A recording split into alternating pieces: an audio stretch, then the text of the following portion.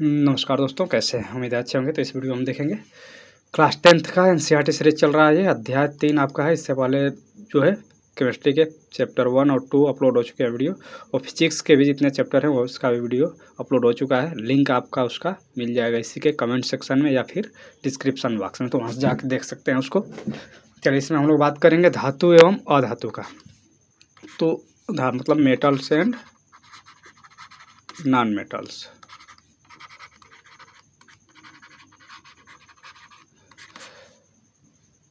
तो यहाँ पे सबसे पहले तो बात आता है कि मेटल्स होते क्या हैं और नॉन मेटल्स। तो आप बेसिक से, चूँकि ये जो कॉम्पिटिटिव एग्जाम्स के पर्पज़ से वीडियो बनाया जा रहा है, तो इसमें हम लोग इतना मान के चल रहे हैं मैं कि आप पहले से पढ़े होंगे कॉम्पिटिटिव एग्जाम्स में कैसे क्वेश्चन पूछते हैं, उस पर ज़्यादा इसमें हम लोग फोकस करेंगे। चलिए, यहाँ पे देख दिया है कि 9वीं कक्षा में आपने कई तत्वों के बारे में पढ़ा होगा। आपने देखा कि किस प्रकार तत्वों को उनके गुणधर्मों के आधार पर धातु अधातु में वर्गीकृत किया गया था। अपने दैनिक जीवन में धातु अधातु के उपयोग पर विचार कीजिए। आपके विचार से कौन से गुणधर्म तत्वों को धातु एवं अधातु में वर्गीकृत करते हैं? किस प्रकार गुणधर्म इन तत्वों के उपयोग से संबंधित है? इनके कुछ गुणधर्मों का विस्तार से अध्ययन करेंगे। तो इस चैप्टर में यही देखना है हम लोग को कि धातु के क्या गुण होते हैं, अधातु के क्या गुण होते हैं। तो सबसे पहले तो यही देख लेते हैं कि बेसिक अगर डिफिनीशन की बात करें तो धातु क्या होते हैं। तो धातु सामान्यतः देखा जाए तो जो इलेक्ट्रॉन त्याग करके और धनायन बनाने के, मतलब आपके जो इलेक्ट्रॉन त्याग करके धनायन बनाने की प्रवृत्ति रखते हैं, वैसे तत्व को क्या कहते हैं? तो उन्हें धातु कहते हैं। जबकि अधातु क्या होते हैं? तो ये इलेक्ट्रॉन को क्या करते हैं? ये ग्रहण करके और ऋणायन बनाने की प्रवृत्ति रखते हैं। तो अधातु में इलेक्ट्रॉन को ग्रहण करके और ऋणायन बनाने की प्रवृत्ति रखते हैं, जबकि धातु क्या करते हैं? तो इलेक्ट्रॉन को ये त्याग करके और धनायन बनाने की प्रवृत्ति रखते हैं। तो ये तो बेसिक इसका डेफिनेशन हो जाता है। और तो इस प्रकार क्या कह सकते हैं कि जो धातुएं हैं, जो मेटल्स हैं, वो क्या होते हैं? तो ये विद्युत धनात्मक होते हैं, इलेक्ट्रोपॉजिटिव होते हैं। जबकि जो अधातुएं हैं ये क्या है? तो ये विद्युत ऋणात्मक होते हैं, मतलब इलेक्ट्रोनिगेटिव होते हैं। एग्जाम्पल के तौर पे यदि बात करें तो धातु में आप जानते होंगे कौन क्या क्या आ सकता है। तो आप आयरन हो गया, कापर हो गया, फिर ऐसे ही आप चले जाएंगे तो चांदी हो गया, सोना हो गया, निकिल हो गया, तो ऐसे एल्युमिनियम हो गया। तो ये सब धातु हैं। अधातु में आप जानते हैं जितने भी गैस हैं वो सब अधातु ही हैं। और लिक्विड में भी मैक्सिमम जो लिक्विड है, एक को छोड़ करके, जो पारा आप जानते हैं कि पारा जो है ये क्या है? Hg जो है, मरकरी, ये क्या है? ये धातु है। जबकि किस अवस्था में होता है? तो ये द्रव अवस्था में होता है। बाकी सभी धातुएं जो है वो सॉलिड अवस्था में होती हैं, मतलब ठोस होते हैं। सभी धातुएं क्या है? ठोस होते हैं। केवल Hg जो है, मरकरी जो है या पारा, ये क्या होता है? ये द्रव अवस्था में होता है। जबकि अधातुएं ठोस, द्रव, गैस तीनों अवस्था में होती हैं। तो यहाँ से देख सकते हैं इतने गैस, जैसे ऑक्सीजन हो गया, कार्बन हो गया आपका। फिर वैसे ही बात किया जाए जितने भी अदर गैसेस जो हैं, अगर तत्वों की बात किया तो कार्बन हो गया आपका, नाइट्रोजन हो गया, ये सब क्या है? तो ये नॉन मेटल्स हैं। चलिए, यहाँ पे और कुछ भौतिक गुणधर्म देखेंगे उसका, मतलब फिजिकल प्रॉपर्टीज क्या क्या है धातुओं के। तो मैं एक ही बार इसको थोड़ा सा डिस्कस कर दे रहा हूँ, समराइज कर दे रहा हूँ। तो भौतिक गुण में देखिए, धातुएं हम लोग क्या देखे थे कि धातुएं यहीं पे देख लेते हैं। धातुएं ठोस होती हैं, धातुओं में चमक होता है, धातुएं क्या होते हैं? विद्युत के सुचालक होते हैं, मतलब इसमें विद्युत का प्रवाह होता है। धातुओं में आघात वर्धनीयता गुण होता है। धातुओं में क्या होता है? आघात, या आघात कहते हैं, आघात नहीं, आघात वर्धनीयता, तो ये गुण होता है धातुओं में। इसका क्या मतलब है कि धातुओं को पीट करके क्या बनाया जा सकते हैं? चादर बनाया जा सकता है। इसका मतलब वही आघात, मतलब उस पर चोट मारना, हथौड़े से पीट पीट करके इसको चादर बनाया जा सकता है। तो ये धातुओं में गुण होता है। जबकि अधातुओं सामान्यतः उनको पीटेंगे तो वो टूट जाते हैं, वो भंगुर होते हैं। फिर ऐसे बात की, तन्यता का एक गुण होता है धातुओं में। तन्यता मतलब इसको खींच करके तार बनाया जा सकता है, तो ये भी गुण होता है धातुओं में, तन्यता का गुण। धातुएं सामान्यतः कठोर होती हैं, केवल एक को छोड़ करके, कौन सा? Hg, पारा को छोड़ करके। गलनांक धातुओं का उच्च होता है, क्वथनांक भी उच्च होता है, घनत्व भी उच्च होता है। ध्वनि मतलब इसको पीटने पर ध्वनि उत्पन्न होता है धातुओं को, इसलिए घंटा वंटा बनाया जाता है जो धातुओं का ही। बाकी ये सामान्यतः देखा जाए तो ये विलय नहीं होते हैं जो धातुएं हैं। अब इसी का उल्टा हो जाएगा अधातुओं का गुण। तो ये बेसिक यहीं पे समराइज कर दिया हूँ मैं। अधातुओं की बात किया तो ये इनमें मतलब ठोस, द्रव, गैस तीनों अवस्थाओं में हो सकते हैं अधातु में। चमक सामान्यतः नहीं होता है, लेकिन आयोडीन और ग्रेफाइट को ले लिया जाए तो इनमें चमक भी होता है। अगर बिजली आपका विद्युत का चालकता की बात करें तो अधातुएं सामान्यतः विद्युत के कुचालक होते हैं, विद्युत और ऊष्मा दोनों के लेकिन ग्रेफाइट और इसमें ग्रेफाइट क्या है, ये विद्युत के सुचालक है, विद्युत और ऊष्मा के दोनों के सुचालक होते हैं। तो ये थोड़ा सा कॉमन उसमें कुछ चीज़ें हैं जो कि एग्जाम में आ सकती हैं। तो ये यहाँ पे जो जितने चीज़ें बता दिया हूँ धातुओं का गुण वो यहीं पे है। धातु आयरन हो गया, copper, aluminium, magnesium, sodium, lead, zinc, ये सब क्या है, ये धातुएं हैं। इनके गुण में धात्विक चमक होता है, जो ऊपर एक ही बार समराइज कर दिया। आघातवर्धनीयता गुण होता है धातुओं में, मतलब पीट करके क्या बनाया जा सकता है, चादर के रूप में उसको प्रसार किया जा सकता है धातुओं को पीट करके। अगर देखिए यहाँ पे दिया है कि सोना और चांदी सबसे अधिक आघातवर्ध हैं धातुएं। इसका क्या मतलब है कि सोना और चांदी को पीट करके मतलब बहुत पतला चादर बनाया जा सकता है, जल्दी ये टूटेंगे नहीं। तो ये चीज़ अब यहाँ से एग्जाम में आ सकता है कि सबसे अधिक आघातवर्ध कौन सा है, तो सोना और चांदी। तन्यता गुण आता है यहाँ पे देख सकते हैं, मतलब खींच करके उसको तार बनाने का गुण। इसमें अगर बात करें तो सबसे अधिक तन्य कौन सा है, तो वो है सोना। एग्जाम में आता है कि सबसे अधिक तन्य धातु कौन सा है, तो ये सोना है। अब यहाँ से देखिए दिया है कि यह आपको यह जानकर आश्चर्य होगा कि 1 ग्राम सोने को खींच करके कितना, तो 2 किलोमीटर लंबा तार बनाया जा सकता है। इसका समझ सकते हैं कि केवल 1 ग्राम सोने से 2 किलोमीटर लंबा तार बनाया जा सकता है, टूटेगा नहीं। तो इस तरीके से सोना जो है सबसे अधिक तन्य धातु है। चलिए बाकी चीज़ें यहाँ से देख लेते हैं क्या क्या और है जो हम लोगों के एग्जाम की दृष्टि से इम्पोर्टेंट है। गलनांक अभी यहाँ पे देखे थे कि धातुएं क्या है, ऊष्मा के सुचालक होते हैं तथा इनका गलनांक क्या है, बहुत अधिक होता है।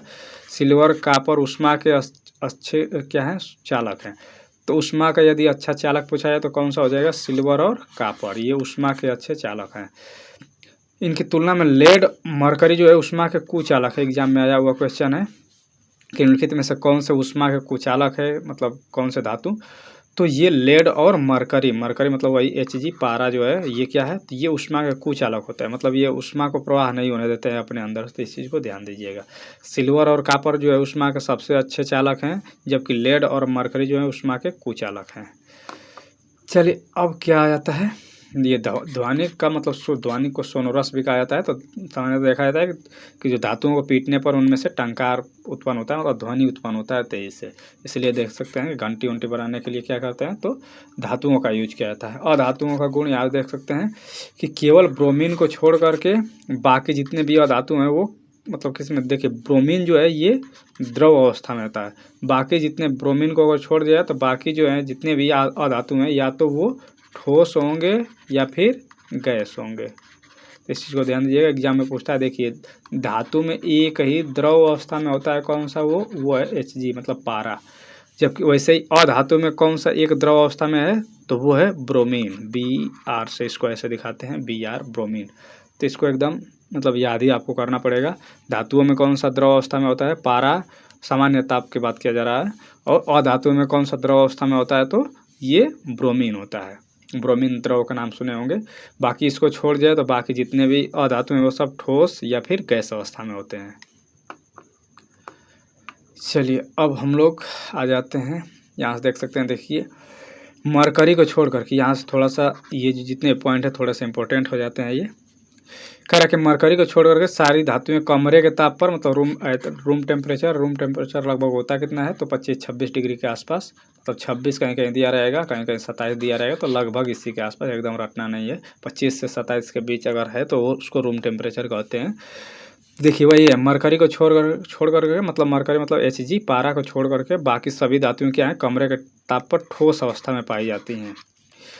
अब यहाँ से कुछ क्रियाकलाप दिया है।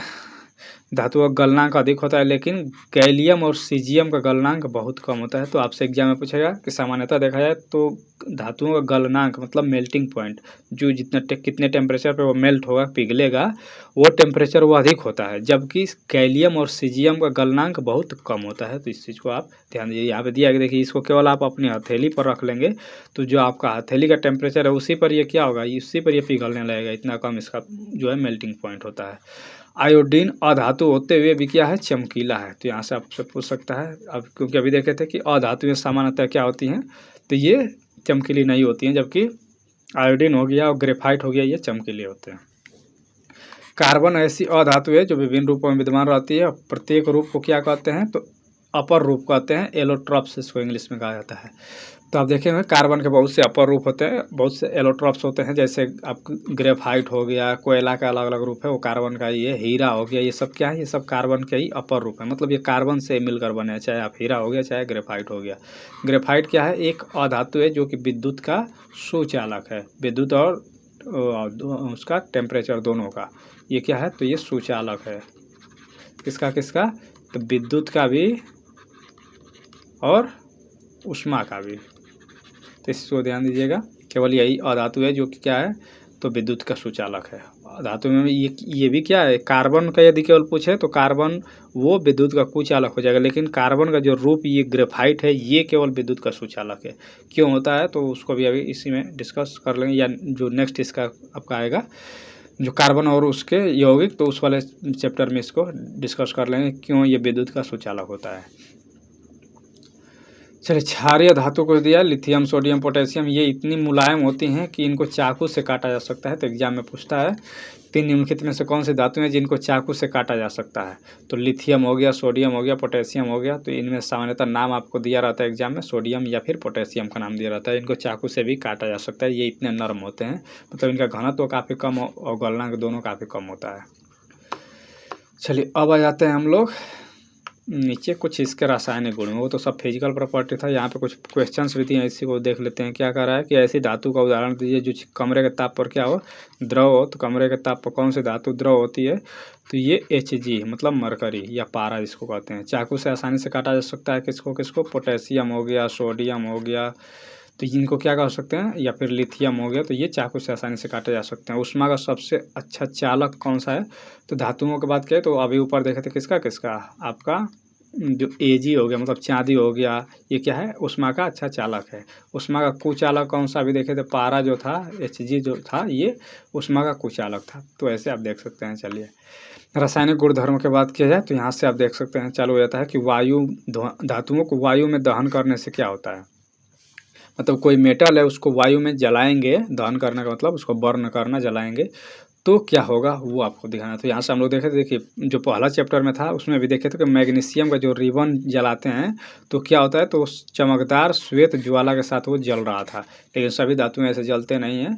तो ये वही कह रहा है कि मैग्नीशियम, आप देखे भी होंगे, पहला चैप्टर आप देखे होंगे वीडियो, तो उसमें आप बताया गया था मैग्नीशियम का जो रिबन होता है उसको पहले साफ़ कर लेते हैं, फिर उसको जब जलाते हैं वायु की उपस्थिति में तो वो सफ़ेद ज्वाला के साथ जलता है।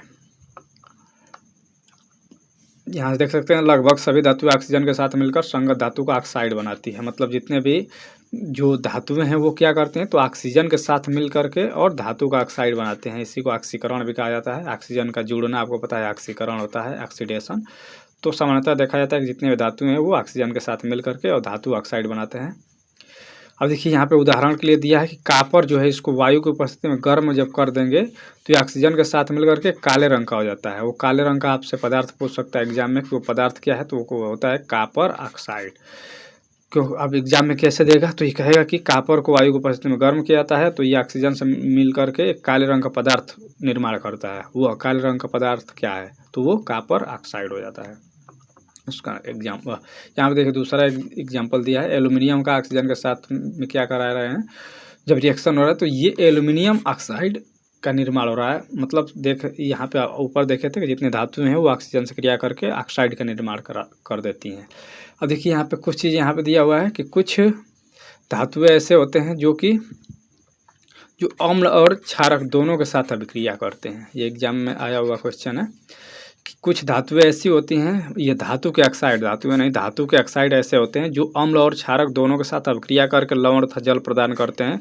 और ऐसे धातु ऑक्साइड को क्या कहते हैं, उभयधर्मी ऑक्साइड कहते हैं। उभयधर्मी मतलब एम्फोटेरिक। एम्फोटेरिक भी कहीं कहीं दे देगा हिंदी में नाम एम्फोटेरिक, तो इस चीज़ को ध्यान दीजिएगा। उभयधर्मी को ही एम्फोटेरिक इंग्लिश में कहा जाता है। तो यहाँ से अब डायरेक्ट आपसे एग्जाम्पल पूछेगा कि कौन निम्नलिखित में से कौन सा धातु ऑक्साइड है जो उभयधर्मी ऑक्साइड है। अब वहाँ से डेफिनेशन तो आपको पूछेगा नहीं, तो सीधे आपसे एग्जाम्पल पूछेगा कि निम्नलिखित में से कौन से धातु के ऑक्साइड है जो उभयधर्मी है। तो इसमें से आप देख सकते हैं एल्यूमिनियम का ऑक्साइड जो है ये उभयधर्मी है, और जिंक का ऑक्साइड यहाँ देख सकते हैं, ये एग्जाम्पल वही दिया हुआ है। यहाँ देखिए कि एल्यूमिनियम के ऑक्साइड और जिंक के ऑक्साइड जैसे कुछ धातुएं क्या होती हैं, तो ये ऑक्साइड अम्लीय और क्षार के दोनों प्रकार से व्यवहार करते हैं।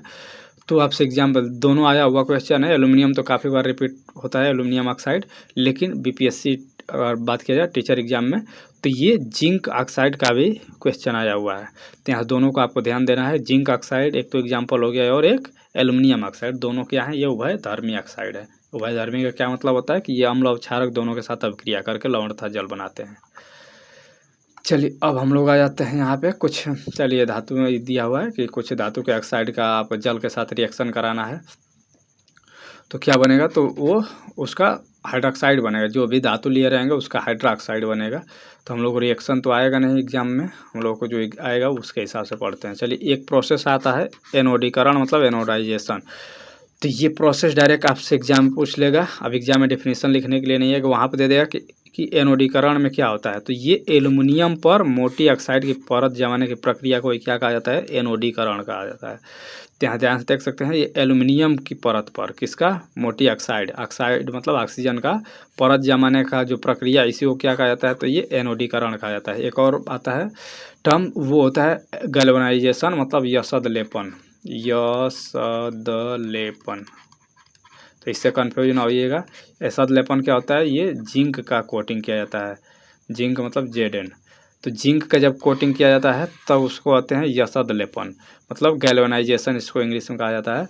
जबकि एनोडीकरण में क्या होता है, तो इसमें ऑक्साइड का परत जमाना का जो प्रोसेस है वो एनोडीकरण कहलाता है। अब इसमें देखिए प्रोसेस है क्या, तो वायु के संपर्क में आने पर एल्युमिनियम पर ऑक्साइड की पतली परत का निर्माण होता है। एल्युमिनियम ऑक्साइड की परत इसे संक्षारण से, मतलब कोरोजन से बचाती है। इस परत को मोटा करके इसे संक्षारण से अधिक सुरक्षित किया जा सकता है। एनोडीकरण के लिए एल्युमिनियम की एक साफ वस्तु को एनोड बनाते हैं। मतलब जो एल्युमिनियम है, चूँकि एल्युमिनियम पर ही तो ऑक्सीजन को जमाना है ना, ऑक्साइड को, तो एल्युमिनियम को एनोड बनाते हैं। एनोड मतलब प्लस वाला जो सिरा है विद्युत का, वो एनोड इससे जोड़ देंगे एल्युमिनियम के से, तथा तनु सल्फ्यूरिक अम्ल के साथ इसका विद्युत अपघटन किया जाता है। एनोड पर उत्सर्जित ऑक्सीजन गैस एल्युमिनियम के साथ अभिक्रिया करके ऑक्साइड की एक मोटी परत बना लेती है। इस ऑक्साइड की परत को आसानी से रंगकर एल्युमिनियम की आकर्षक वस्तुएं भी बनाई जा सकती हैं। तो आपको केवल यह ध्यान देना है कि एनोडीकरण में क्या होता है। तो इसमें एनोड के रूप में किसको बना देते हैं, तो एल्युमिनियम को बना देते हैं, और इस पर मोटा मतलब ऑक्साइड का परत जमाना का ये प्रोसेस है एनोडीकरण। जबकि यसद लेपन मतलब गैल्वेनाइजेशन क्या है, तो इस पर जिंक का परत चढ़ाना। अभी काफ़ी बार एग्जाम में आता है यसद लेपन, अभी देखेंगे इसी में कहीं ना कहीं आ ही जाएगा उसको। तो हम लोग यहाँ पे कुछ क्रियाकलाप दिया है, कर लीजिएगा आप लोग। धातुओं जब जल के साथ अभिक्रिया करती है तब क्या होता है, तो सीधे हम लोग आते हैं रिएक्शन पर। देखिए धातुओं का जब जल के साथ अभिक्रिया किया जाता है तो धातु के ऑक्साइड बनते हैं और हाइड्रोजन गैस मुक्त होती है। तो यहाँ से देख सकते हैं, चलिए कोई भी धातु ले लेते हैं हम लोग। कौन सा धातु ले लें, तो चलिए सोडियम ले लेते हैं और इसका रिएक्शन करा देते हैं जल के साथ, H2O के साथ। तो क्या बनेगा, धातु का ऑक्साइड बनेगा। धातु का क्या बनेगा, धातु का ऑक्साइड बनेगा। धातु कौन सा लिए हम लोग, सोडियम लिए हैं। सोडियम देखिए एक्चुअली होता क्या है, तो ये टूटता है जल, तो ये होता है H+ और OH- में टूट जाता है, H+ और OH-। तो माइनस वाला चला जाएगा सोडियम, चूँकि सोडियम में क्या होता है, तो एक इलेक्ट्रॉन अधिक होता है, मतलब तो ये एक इलेक्ट्रॉन त्याग देता है। तो ये चूँकि धनावेशित हो जाता है, ये धातु है, जाहिर सी बात है धातु का गुण ही है। शुरू में देख लिए कि ये इलेक्ट्रॉन त्यागने की प्रवृत्ति रखता है। तो यहाँ माइनस है और सोडियम प्लस हो जाएगा, दोनों आके आपस में मिलेंगे तो क्या बन जाएगा, NaOH बन जाएगा। NaOH बनेगा, क्या बनेगा, प्लस ये वो जो ये H बचा है ये क्या होगा, H2 के फॉर्म में, क्योंकि हमेशा H जो है ये अपने मॉलिक्यूल के फॉर्म में रहता है, तो ये हाइड्रोजन गैस बाहर निकल जाएगी। संतुलित कर सकते हैं इसको, जितने भी कमी होगा उसको। यहाँ से वो दिया भी है, देखिए नीचे पोटेशियम का दिया है कि रिएक्शन कराने के बाद, और सोडियम का। अब यहाँ पे ध्यान देना है कि जो सोडियम और पोटेशियम है ये जल से अभिक्रिया करेंगे, मतलब जल के संपर्क में आते ये क्या होने लगते हैं, ये काफ़ी उष्मा इसमें से उत्पन्न होने लगती है, मतलब जलने लगते हैं। ये सब देखा जाए तो ये क्या होने लगते हैं, तुरंत जलने लगते हैं, प्रज्वलित होने लगते हैं। तो इसीलिए इसको कोशिश करना चाहिए कि ये जल के संपर्क में ना आए, नहीं तो फिर जल जाएगा हाथ। देखे भी होंगे प्रैक्टिकल, कहीं ना कहीं सोशल मीडिया पे भी देखे होंगे कि जो कुछ लोग पानी में से डालते हैं, सोडियम को ले जाकर फेंकते हैं, तो काफ़ी तेज़ी से मतलब धमाके के साथ वो जलने लगता है पानी में भी। तो यहाँ से बहुत काफ़ी इसमें से ऊष्मा निकलती है। और हाइड्रोजन गैस, यही हाइड्रोजन गैस ही चूँकि जलता है, इसमें इतना ज़्यादा ऊष्मा होता है कि जो हाइड्रोजन गैस इसमें से बन के निकल रहा है ये जलने लगता है। तो पोटेशियम और सोडियम जो है ये जैसे ही ठंडे जल से भी रिएक्शन करने के बाद तुरंत क्या होना लगता है, ऊष्मा तेजी से इसमें निकलता है। इसलिए ये क्या है, ऊष्माक्षेपी एक प्रक्रिया है।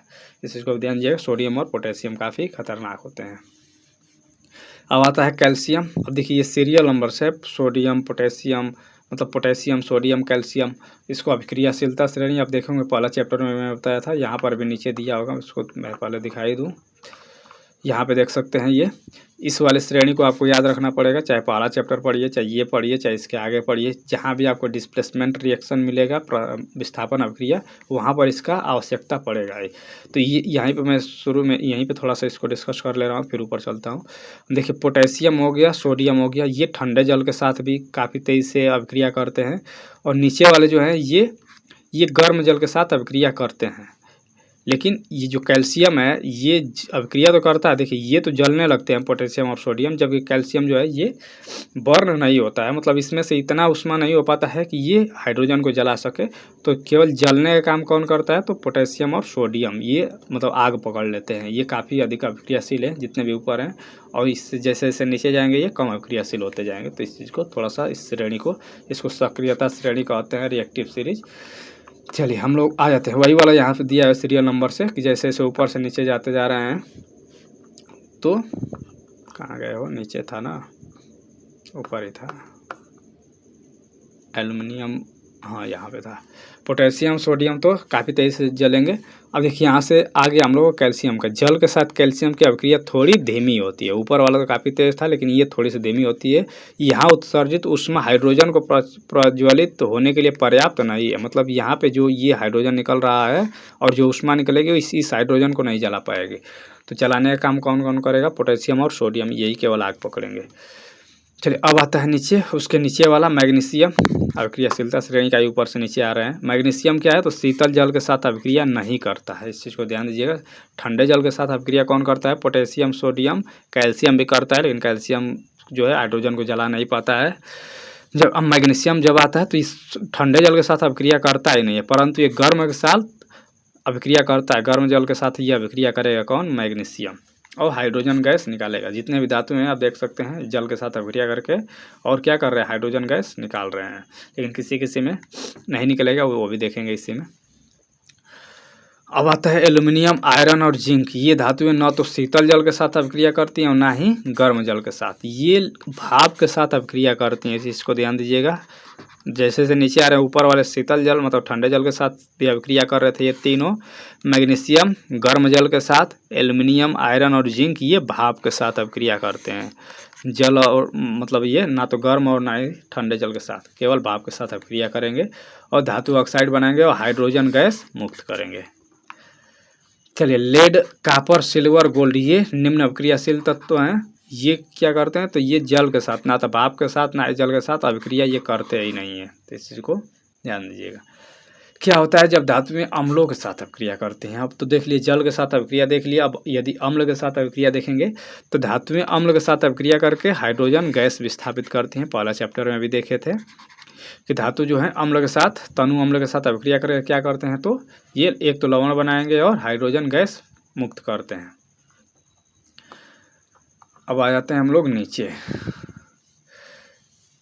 यहाँ से कुछ समीकरण लिखना है, कुछ क्रियाकलाप करना है। अब देखिए यहाँ पे एक चीज़ दिया है कि धातु में नाइट्रिक अम्ल के साथ, देखिए हाइड्रोक्लोरिक अम्ल के साथ देख लिए कि हाइड्रोक्लोरिक अम्ल के साथ तो क्या करते हैं, तो वो हाइड्रोजन गैस निकालते हैं। हाइड्रोक्लोरिक अम्ल से अभिक्रिया करके क्या निकालते हैं, हाइड्रोजन गैस निकालते हैं। जबकि यदि नाइट्रिक अम्ल के साथ अभिक्रिया करा दें, नाइट्रिक अम्ल मतलब HNO3, तब ये क्या करता है, ये हाइड्रोजन गैस उत्सर्जित नहीं करता है। इस चीज़ को ध्यान दीजिए। अब क्यों नहीं उत्सर्जित करेगा, क्योंकि जो HNO3 है, जो नाइट्रिक अम्ल है, ये प्रबल ऑक्सीकारक है।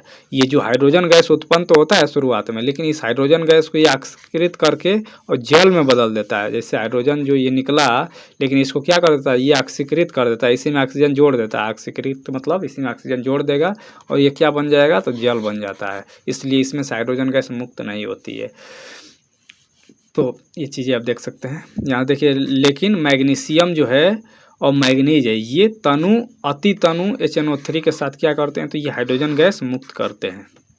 दो तत्व यहाँ पे आपको याद रखना है, मैग्नीशियम और मैग्नीज, ये तनु HNO3 के साथ अभिक्रिया करके ये H2 गैस निकालते हैं, बाकी सब के साथ H2 गैस नहीं निकलता है। यहाँ से अब आ जाता है एक, यहाँ पे पॉइंट है एक्वारेजिया। एक्वारेजिया को रॉयल वाटर भी कहा जाता है, रॉयल जल। तो इसका नाम अब इसमें सीधे पूछेगा कि एक्वारेजिया में क्या क्या होता है। तो एक्वारेजिया में होता क्या क्या है, तो इसमें होता है आपका HCl। क्या होता है, HCl। HCl ये सांद्र होता है, सांद्र मतलब कॉन्सनट्रेटेड। सांद्र HCl होता है प्लस सांद्र HNO3 होता है, मतलब नाइट्रिक अम्ल। हाइड्रोक्लोरिक अम्ल और सांद्र नाइट्रिक अम्ल, इन दोनों का मिलाकर एक्वारेजिया बनता है। इसका परसेंटेज पूछ देता है या इसका रेशियो किस रेशियो में मिला के बनता है, तो 3:1 होता है। मतलब 3 भाग HCl का होगा, 1 भाग HNO3 का होगा। तो ये आपको याद रखना है। यहाँ पे कुछ भी पूछ सकता है किससे किससे मिलकर एक्वारेजिया बना है, तो ये HCl और HNO3 से किस रेशियो में, तो 3:1 में। इसको ध्यान दीजिए कि HCl का मात्रा 3 है और HNO3 का मात्रा 1 है। अब एक इसका काम क्या होता है, तो इसका काम होता है गोल्ड प्लेटिनम, इसको भी गलाया जा सकता है। आप देखेंगे सुनार जो होते हैं तो वो इसी को लिए रहते हैं। हम देखेंगे नीला कलर का होता है हल्का सा, और उसमें डाल के सोना वोना साफ करते हैं। जो पुराना सोना सोना हो जाता है आभूषण, तो उसको साफ करने का काम करते हैं। ज़्यादा देर तक उसमें रख देंगे तो क्या हो जाएगा, ये गला भी देगा। गोल्ड हो या फिर प्लेटिनम, इसको गलाने का ये सामर्थ्य रखता है एक्वारेजिया। तो आपको केवल परसेंटेज और क्या किससे मिलकर बना है वो आपको ध्यान देना है। यहाँ पर कुछ चीज़ें यहाँ दी हुई हैं, किससे किससे। कोई धातु है और धातु का लवण है, तब क्या बनेगा। देखिए यहाँ पे अभी वही आता है सक्रियता श्रेणी की बात, कि जब कोई धातु लेंगे और कोई दूसरा धातु का लवण विलयन लेंगे, तो ये धातु यदि अधिक अभिक्रियाशील है, तो यहाँ से इस B को मान लेते हैं, ये धातु A था, ये धातु B का कोई लवण विलयन था। तो यदि धातु A जो है अधिक अभिक्रियाशील है, तो ये धातु B को वहाँ से उसके लवण से हटा देगा और उसका जगह खुद ले लेगा। तो ये आपको पता है कि वर्चस्व की लड़ाई में जो ज़्यादा मजबूत होगा उसी का प्रभाव बना रहता है। तो धातु A जो है यदि अधिक मजबूत है, तो B को बाहर कर देगा उसके योग से और खुद वहाँ पे जाके उसका जगह ले लेगा। तो यही होता है। यहाँ देख सकते हैं ये धातु A था और B का लवण था, लेकिन यहाँ पे हो गया A का लवण और B हो गया बेचारा अलग। तो ये होता है वर्चस्व की लड़ाई। यहाँ से वही है सक्रियता श्रेणी। सक्रियता श्रेणी मतलब ऊपर वाला जो है अपने से नीचे वाले को उसके यौगिक से विस्थापित कर देगा। तो इसलिए ये सक्रियता श्रेणी सीरियल नंबर से आपको याद रहना चाहिए। Potassium, sodium, calcium, magnesium, aluminium, zinc, iron, lead और हाइड्रोजन, ये बीच में केवल ऐसे मतलब एक लेवल के लिए होता है कि इसके ऊपर वाले अधिक अभिक्रियाशील हैं और हाइड्रोजन के नीचे वाले कम अभिक्रियाशील है। गोल्ड जो है ये काफ़ी कम अभिक्रियाशील है, जल्दी अभिक्रिया करता ही नहीं। इसके नीचे आता है, क्या आता है, इसके नीचे आता है आपका प्लेटिनम। प्लेटिनम भी बहुत कम अभिक्रियाशील है, या तो कह सकते हैं स्वतंत्र अवस्था में पाए जाते हैं, सोना और चांदी, इसीलिए काफ़ी महंगे भी हैं। जल्दी ये डिग्रेड नहीं होते हैं, जल्दी कोरोड नहीं होते हैं। अब आ जाते हैं हम लोग कहाँ, धातु में और अधातु में कैसे अभिक्रिया करते हैं। मतलब एक धातु ले लीजिए, एक अधातु ले लीजिए, तब ये कैसे अभिक्रिया करेंगे। तो यहाँ पे कुछ चीज़ें दिया हुआ है क्या इलेक्ट्रॉनिक विन्यास के मामले में, कि चलिए थोड़ा सा यहाँ चर्चा कर ही दे रहा हूँ। आपको पता है कि धातु में जो होते हैं सामान्यतः उनमें मुक्त इलेक्ट्रॉन होते हैं। मुक्त इलेक्ट्रॉन का मतलब ये इलेक्ट्रॉन त्यागने की प्रवृत्ति रखते हैं। तो मैं यहाँ पे लिख दे रहा हूँ मेटल और इधर लिख दे रहा हूँ नॉन मेटल्स। तो जो धातुएं होती हैं वो क्या होते हैं, ये जो कि धनात्मक बनाने का, धनावेश बनाने का प्रवृत्ति रखते हैं, और अधातुएं ऋणावेश बनाने की प्रवृत्ति रखते हैं। अब धातुओं में क्या होते हैं, तो इनमें मुक्त इलेक्ट्रॉन पाए जाते हैं, फ्री इलेक्ट्रॉन्स पाए जाते हैं, फ्री इलेक्ट्रॉन्स पाए जाते हैं, इनमें नहीं पाए जाते हैं। मतलब इलेक्ट्रॉन इनको चाहिए, ये इलेक्ट्रॉन दान करने के लिए होते हैं। तो अगर धातु और अधातु का रिएक्शन कराएंगे तो क्या होगा, तो धातु जो होगा वो इलेक्ट्रॉन इसको दे देगा अधातु को, और अधातु उसको ले लेगा। दोनों आपस में क्या करेंगे, तो रिएक्शन करके कुछ नया यौगिक बना देंगे। तो यही चीज़ यहाँ पे धातु और अधातुओं का। बाकी इलेक्ट्रॉनिक विन्यास आप जानते होंगे सीरियल नंबर से, उसके लिए आपको परमाणु क्रमांक याद रखना चाहिए। कम से कम 1 से 20 तक तो याद ही रहना चाहिए। शुरू से तत्व का मतलब 1 से लेकर के 20 तक तो मिनिमम आपको याद रहना चाहिए कि किसका कितना परमाणु क्रमांक होता है। जब परमाणु क्रमांक याद रहेगा तो इलेक्ट्रॉनिक विन्यास आप कर लेंगे। नहीं कर पाएंगे तो क्लास 9th का जब मैं पढ़ाऊँगा केमिस्ट्री, तो वहाँ पे इलेक्ट्रॉनिक विन्यास कैसे करना है वो बता दूंगा। बेसिक वही है, अष्टक रूल के हिसाब से 2 8 8 ऐसे, मतलब अगर 20 तक केवल करना चाहें तो ऐसे हो जाएगा। K11 जो है ये कोषों की संख्या है, मतलब सेल्स की संख्या है। तो 2 8 8 मतलब ये क्या होता है, अगर बेसिक देखा है तो 2 8 8 ऐसे इलेक्ट्रॉनिक विन्यास होता है। पहले 2 भरेंगे, फिर दूसरे वाले में 8 भरेंगे, अगर और इलेक्ट्रॉन बचता है तब तीसरे वाले में ले जाएंगे, फिर ऐसे चौथे में। तो ये बेसिक होता है। बाकी थोड़ा सा और डीप में जाएंगे तो अफवाह का रूल आता है, लेकिन इतना से भी आपका काम चल जाएगा कॉम्पिटिटिव एग्जाम्स के लिए। 288 ये इलेक्ट्रॉनों की संख्या है, के एलिमेंट कोषों की संख्या है। अब देखिए जितने धातु हैं यहाँ से देख सकते हैं, जो धातु हैं इनमें देखिए तो ये इलेक्ट्रॉन जो है ये त्यागने की, देखिए अगर 4 है आउटर मोस्ट बाहरी कोष में, यदि 4 इलेक्ट्रॉन है तब तो ना ये इलेक्ट्रॉन त्यागेगा ना ही ग्रहण करेगा। लेकिन यदि 4 से अधिक है, 4 से अधिक है बाहरी कोष में, तब ये क्या करेगा, तो ये इलेक्ट्रॉन चाहेगा कि ले लें कहीं से और 8 पूरा करें। अष्टक नियम के हिसाब से बाहरी कक्षा में ये कितना करना चाहता है, तो 8, जो 8 रहेगा तब ये स्टेबल माना जाता है। तो अगर 8 से कम है और 4 से अधिक है, मतलब 4 से लेके 8 के बीच में, इसके बीच में यदि है, ना तो 4 ना ही 8, तो इसके बीच में है, तब क्या करेगा, सोचे कि इलेक्ट्रॉन ले लें कहीं से, इलेक्ट्रॉन ले लें कहीं से। जब इलेक्ट्रॉन लेगा तो ऋणावेश बनाएगा, इलेक्ट्रॉन ले लेगा मतलब ये कर्जा लिया तो उस पर ऋण चढ़ गया, तो ये इलेक्ट्रॉन लेने की कोशिश करता है। लेकिन यदि 4 से कम है, आउटर मोस्ट ऑर्बिट में 4 इलेक्ट्रॉन से यदि कम है, तब वो कोशिश करेगा कि उसको चलिए थोड़ा सा मेरे पास ज़्यादा है, मैं इसको दान कर देता हूँ किसी को। तो या तो 1 रहे या फिर 2 इलेक्ट्रॉन या फिर 3 इलेक्ट्रॉन, यदि बाहरी कक्षा में है तो ये क्या करता है, ये इलेक्ट्रॉन को दान कर देता है। और दान करेगा तो क्या बन जाएगा, धनावेश बनेगा। धनी है तभी तो दान करेगा ना, तो इस पर धनावेश आ जाएगा। तो यहाँ देख सकते हैं, जैसे सोडियम की बात किया जाए तो 2, 8 और आउटर मोस्ट ऑर्बिट में कितने हैं, बाहरी कक्षा में 1 इलेक्ट्रॉन। तो ये क्या करेगा, 1 इलेक्ट्रॉन ये सोचा कि चलो भाई ले जाओ, किसी को दे देगा, दूसरे को जिसको ज़रूरत रहेगा। तो ये 1 धनावेश बना लेता है, 1 प्लस बना लेता है। यहाँ पे देख सकते हैं 2 इलेक्ट्रॉन है मैग्नीशियम में आउटर मोस्ट में, जब 2 है तो ये क्या करेगा, 2 को त्याग देगा, तो ये 2 पॉजिटिव बना लेता है, मतलब +2 बनाता है। यहाँ पे 3 इलेक्ट्रॉन है, ये क्या करता है, तीनों को दान करेगा तो +3 बना लेता है, तो मतलब ये 3 इलेक्ट्रॉन दान कर सकता है। अब देखिए पोटेशियम में क्या है, तो यहाँ देख सकते हैं पोटेशियम में भी 1 इलेक्ट्रॉन है बाहरी कक्षा में, तो ये भी 1 इलेक्ट्रॉन दे करके 1 धनावेश बनाता है। कैल्शियम में 2 इलेक्ट्रॉन है बाहरी कक्षा में, तो ये 2 इलेक्ट्रॉन त्याग करके 2 धनावेश बनाता है। अब आ जाते हैं अधातुओं में क्या होता है, देख सकते हैं अधातु नाइट्रोजन, इसके आउटर मोस्ट ऑर्बिट में कितने हैं, 5 इलेक्ट्रॉन है। 5 है तो क्या करेगा, अब 4 से अधिक है ना, शुरू में बताया था कि 4 से अधिक है तो क्या करेगा, वो इलेक्ट्रॉन लेने की कोशिश करेगा। इलेक्ट्रॉन लेगा कितना, ताकि उसका अष्टक पूरा हो जाए, मतलब वो 8 उसमें बाहरी कक्षा में उसका 8 इलेक्ट्रॉन हो जाए। तो देख सकते हैं यहाँ पे इसका कितना है, तो ये 5 है, तो क्या करेगा, ये कोशिश करेगा कि कहीं से 3 इलेक्ट्रॉन ले लें, 5 3 8 हो जाए। क्या करेगा, कोशिश करेगा 3 इलेक्ट्रॉन कहीं से ले लें। तो नाइट्रोजन इलेक्ट्रॉन लेने की कोशिश करता है, इसलिए अधातु है। ये इलेक्ट्रॉन अधातु का परिभाषा ये कि इलेक्ट्रॉन ग्रहण करके ऋणावेश बनाने का गुण। तो ये इलेक्ट्रॉन कोशिश करता है कि लेकर के 8 पूरा कर लें। वैसे ही देख सकते हैं ऑक्सीजन का 6 है, तो ये कोशिश करता है कि 2 इलेक्ट्रॉन कहीं से ले लें और 2 ये ऋणावेश बना लेता है। यहाँ देख सकते हैं फ्लोरीन का जो है और आउटर मोस्ट में कितने हैं, 7 हैं, तो ये कोशिश करता है कि 1 इलेक्ट्रॉन और कहीं से ले लें और 1 ऋणावेश बना लेता है ये, तभी तो 8 पूरा होगा ना। तो अष्टक का यही नियम है। फास्फोरस देख सकते हैं 5 है 3 लेगा, इसमें 6 है तो ये 2 लेगा, इसमें 7 है तो ये कितना लेगा, 1 लेगा, 8 पूरा हो जाएगा। तो ऐसे इसका ये क्या है, तो वैलेंसी कहलाता है, वैलेंस इलेक्ट्रॉन कहलाते हैं। चलिए अब हम लोग आते हैं भाई, यहाँ पे चीज़ दिया हुआ है कि देखिए कुछ धातु है, सोडियम धातु है और जो क्लोरीन है ये अधातु है। तो दोनों आपस में मिलके एक यौगिक बनाते हैं, NaCl बना लिया है। NaCl वही जो नमक है, लवण, सोडियम क्लोराइड, हम लोग जो नमक खाते हैं वही है। अब देखिए यहाँ पे दिया है कि विपरीत आवेश होने के कारण सोडियम तथा क्लोराइड जो आयन है परस्पर आकर्षित होते हैं तथा मजबूत स्थित वैद्युत बल में बंधकर सोडियम क्लोराइड का रूप में Cl, यहाँ पे कैपिटल होगा C, रूप में उपस्थित रहते हैं। ध्यान देने योग्य बात यह है कि सोडियम क्लोराइड अणु के रूप में नहीं पाया जाता है, बल्कि यह विपरीत आयनों का समुच्चय होता है। तो यहाँ देख सकते हैं ये क्या होते हैं, तो ये Na+ होता है, Cl- होता है, ऐसे ये बने रहते हैं। बाकी की चीज़ें यहाँ पे दिया है, मैग्नीशियम क्लोराइड और आयनिक यौगिकों के गुणधर्म के बारे में थोड़ा देख लेते हैं। आयनिक यौगिक वही है जो आयनों के रूप में होते हैं, जैसे अभी देखे तो ऊपर सोडियम क्लोराइड और मैग्नीशियम क्लोराइड ये आयन्स के रूप में होते हैं। इनका गुणधर्म क्या होता है ये देख लेते हैं।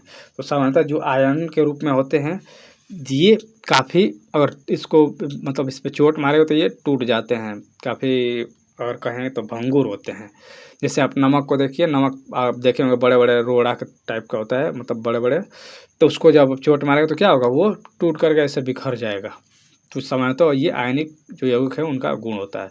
आयनिक यौगिक में और क्या-क्या गुण है, तो ये अगर ऐसे केवल है ठोस, जैसे नमक है आपका, नमक वो वाला मतलब बड़ा वाला जो अब पिसा हुआ नमक नहीं, ऐसे जो पहले आता था, तो उसको अगर केवल ऐसे ही ये कठोर अगर मान लेते हैं या ऐसे है नमक का, तो इस पे यदि विद्युत का तार जोड़ें तो इसमें से जो है धारा प्रवाहित नहीं होगा। लेकिन इस नमक को यदि पानी में घोल देंगे और पानी में घोलने के बाद इसमें अगर विद्युत प्रवाहित कराएंगे तो इसमें से विद्युत प्रवाह होगा। जब पानी में डिजॉल्व करते हैं तो ये अपने आयन में अलग अलग टूट जाते हैं, Na+Cl-, तो इसमें से आसानी से जो है इलेक्ट्रॉन बह सकते हैं, मतलब विद्युत का प्रवाह संभव होगा। तो ये भी एक आता है कि ठोस अवस्था में तब उसमें से विद्युत का चालन नहीं होगा, जबकि उसको जलीय विलयन में डाल देंगे तब फिर उसमें से विद्युत का प्रवाह होने लगता है। बाकी की चीज़ें यहाँ पे थोड़ा सा और नीचे दिया होगा इसके बारे में आयनों यौगिकों की। देखिए भौतिक प्रकृति इसका क्या है, तो ये भंगुर होते हैं, मतलब इसको पीटेंगे तो टूट जाएगा। इनका गलनांक और क्वथनांक जो है, मतलब मेल्टिंग पॉइंट और बॉइलिंग पॉइंट जो है ये बहुत अधिक होता है। मतलब ये जल्दी ये गलते नहीं और ना ही जल्दी ये मतलब मेल्ट ही होते हैं, मतलब मेल्ट कह रहा हूँ उबलते हैं ये। क्वथनांक मतलब बॉइलिंग पॉइंट, उबलने का पॉइंट, तो इनका ये अधिक होता है, अधिक ताप देना पड़ेगा उनको गलाने के लिए। घुलनशीलता क्या है, तो ये जल में घुलनशील होते हैं। आप एग्जाम्पल के तौर पर नमक ले सकते हैं, नमक क्या है, तो ये जल में घुलनशील होता है। जबकि केरोसिन और पेट्रोल में ये अविलय होते हैं, इसमें घुलते नहीं हैं। विद्युत चालकता तो वही बताया कि ठोस अवस्था में रहेंगे तो इसमें विद्युत का चालन नहीं होता है, जबकि इसको अगर पानी में घोल दिए तब इसमें से आसानी से आयन जो है वो स्वतंत्र रूप से गमन करने लगते हैं, विद्युत का फिर चालक हो जाता है ये। चलिए अब आ जाते हैं हम लोग धातुओं की प्राप्ति, काफ़ी इंपॉर्टेंट है। कहाँ से धातु मिलते हैं, हम लोग जो भी धातु अब यूज कर रहे हैं, कापर हो गया चाहे आयरन हो गया, तो वो एक्चुअली आते कहाँ से है, तो वो देखा जाता है कि सामान्यतः जो मैक्सिमम धातु है वो कहाँ से, तो पृथ्वी के भूपर्पटी से निकाला जाता है, मतलब पृथ्वी के अंदर से उसको खुदाई करके निकाला जाता है। जो चीज़ें पृथ्वी के अंदर से खुदाई करके निकालेंगे रावस्था में तो उसको क्या कहते हैं, तो उसको कहते हैं खनिज। खनिज मतलब खन के निकालना, खानों से निकालना ऐसे कह सकते हैं। तो जो खानों से निकालते हैं खन करके उसको कहते हैं खनिज।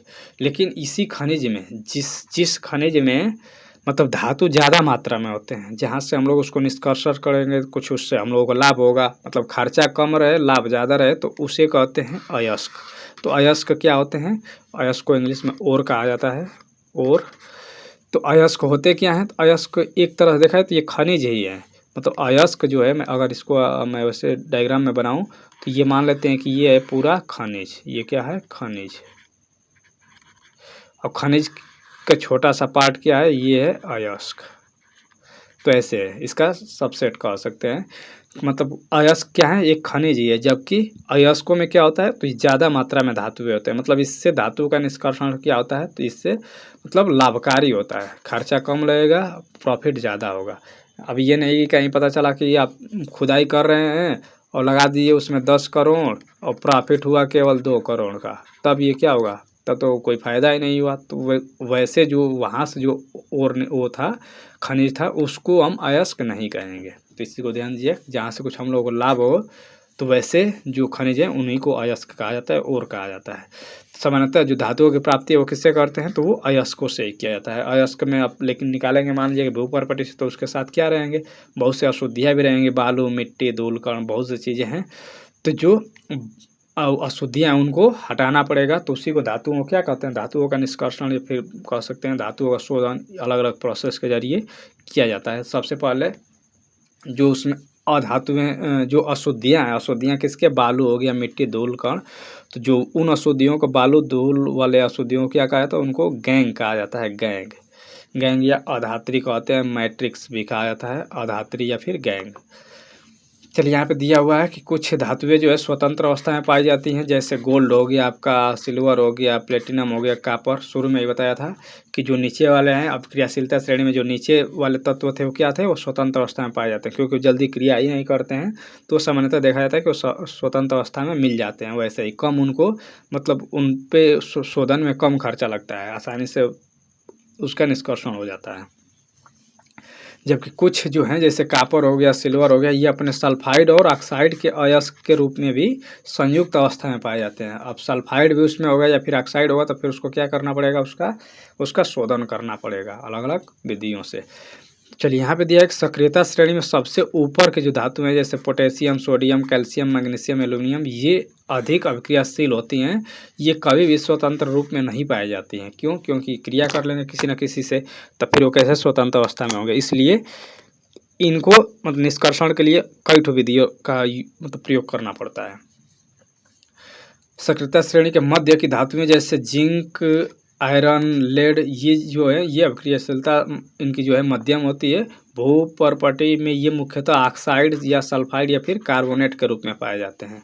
तो यहाँ से देख सकते हैं वही चीज़ यहाँ पे दिया हुआ है। अब जो ऊपर वाले हैं जो यहाँ से यहाँ तक ये क्या है, अधिक अभिक्रियाशील है।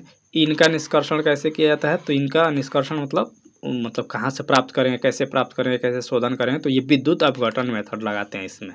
जबकि जो मिडिल वाले हैं, जो बीच वाले हैं, इनके लिए क्या करते हैं इनका, तो मिडिल वाले में दो तरीके के होते हैं, या तो उसमें ऑक्साइड के हो सकते हैं या फिर सल्फाइड के अशुद्धियाँ हो सकती है या फिर कार्बोनेट के। तो वो किस प्रकार के अशुद्धियाँ हैं, वो कार्बोनेट के हैं कि फिर सल्फाइड के हैं, उसके आधार पे उसका क्या करते हैं पहले किया जाता है उसमें दो प्रोसेस। एक तो होता है आपका भर्जन और दूसरा होता है निस्तापन। भर्जन और निस्तापन दो प्रोसेस होता है। इसके थ्रू ऑक्साइड जो आपका मतलब यदि उसमें देखिए मैं शुरू में बताया कि क्या क्या अशुद्धियाँ हो सकती हैं, तो वो सल्फाइड हो सकते हैं या फिर कार्बोनेट हो। ऑक्साइड रहेगा तब तो आसानी से उसका शोधन हो जाएगा, लेकिन सल्फाइड और कार्बोनेट रहेगा तो उसको लिए भर्जन और निस्तापन दो प्रोसेस होता है। यदि सल्फाइड है तब उसके लिए करेंगे भर्जन, यदि कार्बोनेट का अशुद्धि है तब उसके लिए करेंगे निस्तापन। इसको ध्यान दीजिए कि भर्जन किसके लिए किया जाएगा, तो सल्फाइड के और अशुद्धि के लिए सल्फाइड के यदि अशुद्धि है तब भर्जन करेंगे, और निस्तापन किसके लिए करेंगे, तो ये कार्बोनेट का जब अशुद्धि है तब। अब क्या होता है भर्जन निस्तापन तो अभी आगे देख लेंगे इसी में, लेकिन आपको इतना ध्यान देना है कि यदि सल्फाइड का अशुद्धि है अयस्क में तो भर्जन करेंगे, और निस्तापन क्या किस में करेंगे, तो कार्बोनेट का जब अशुद्धि होगा तब। अब भर्जन और निस्तापन के बाद होता क्या है, तो भर्जन और निस्तापन के बाद जो है ये सल्फाइड और कार्बोनेट का अशुद्धि है ये किस में बदल जाता है, तो सल्फाइड से ये ऑक्साइड में बदल जाएगा। ये भी और कार्बोनेट वाला जो है वो भी ऑक्साइड में बदल जाएगा।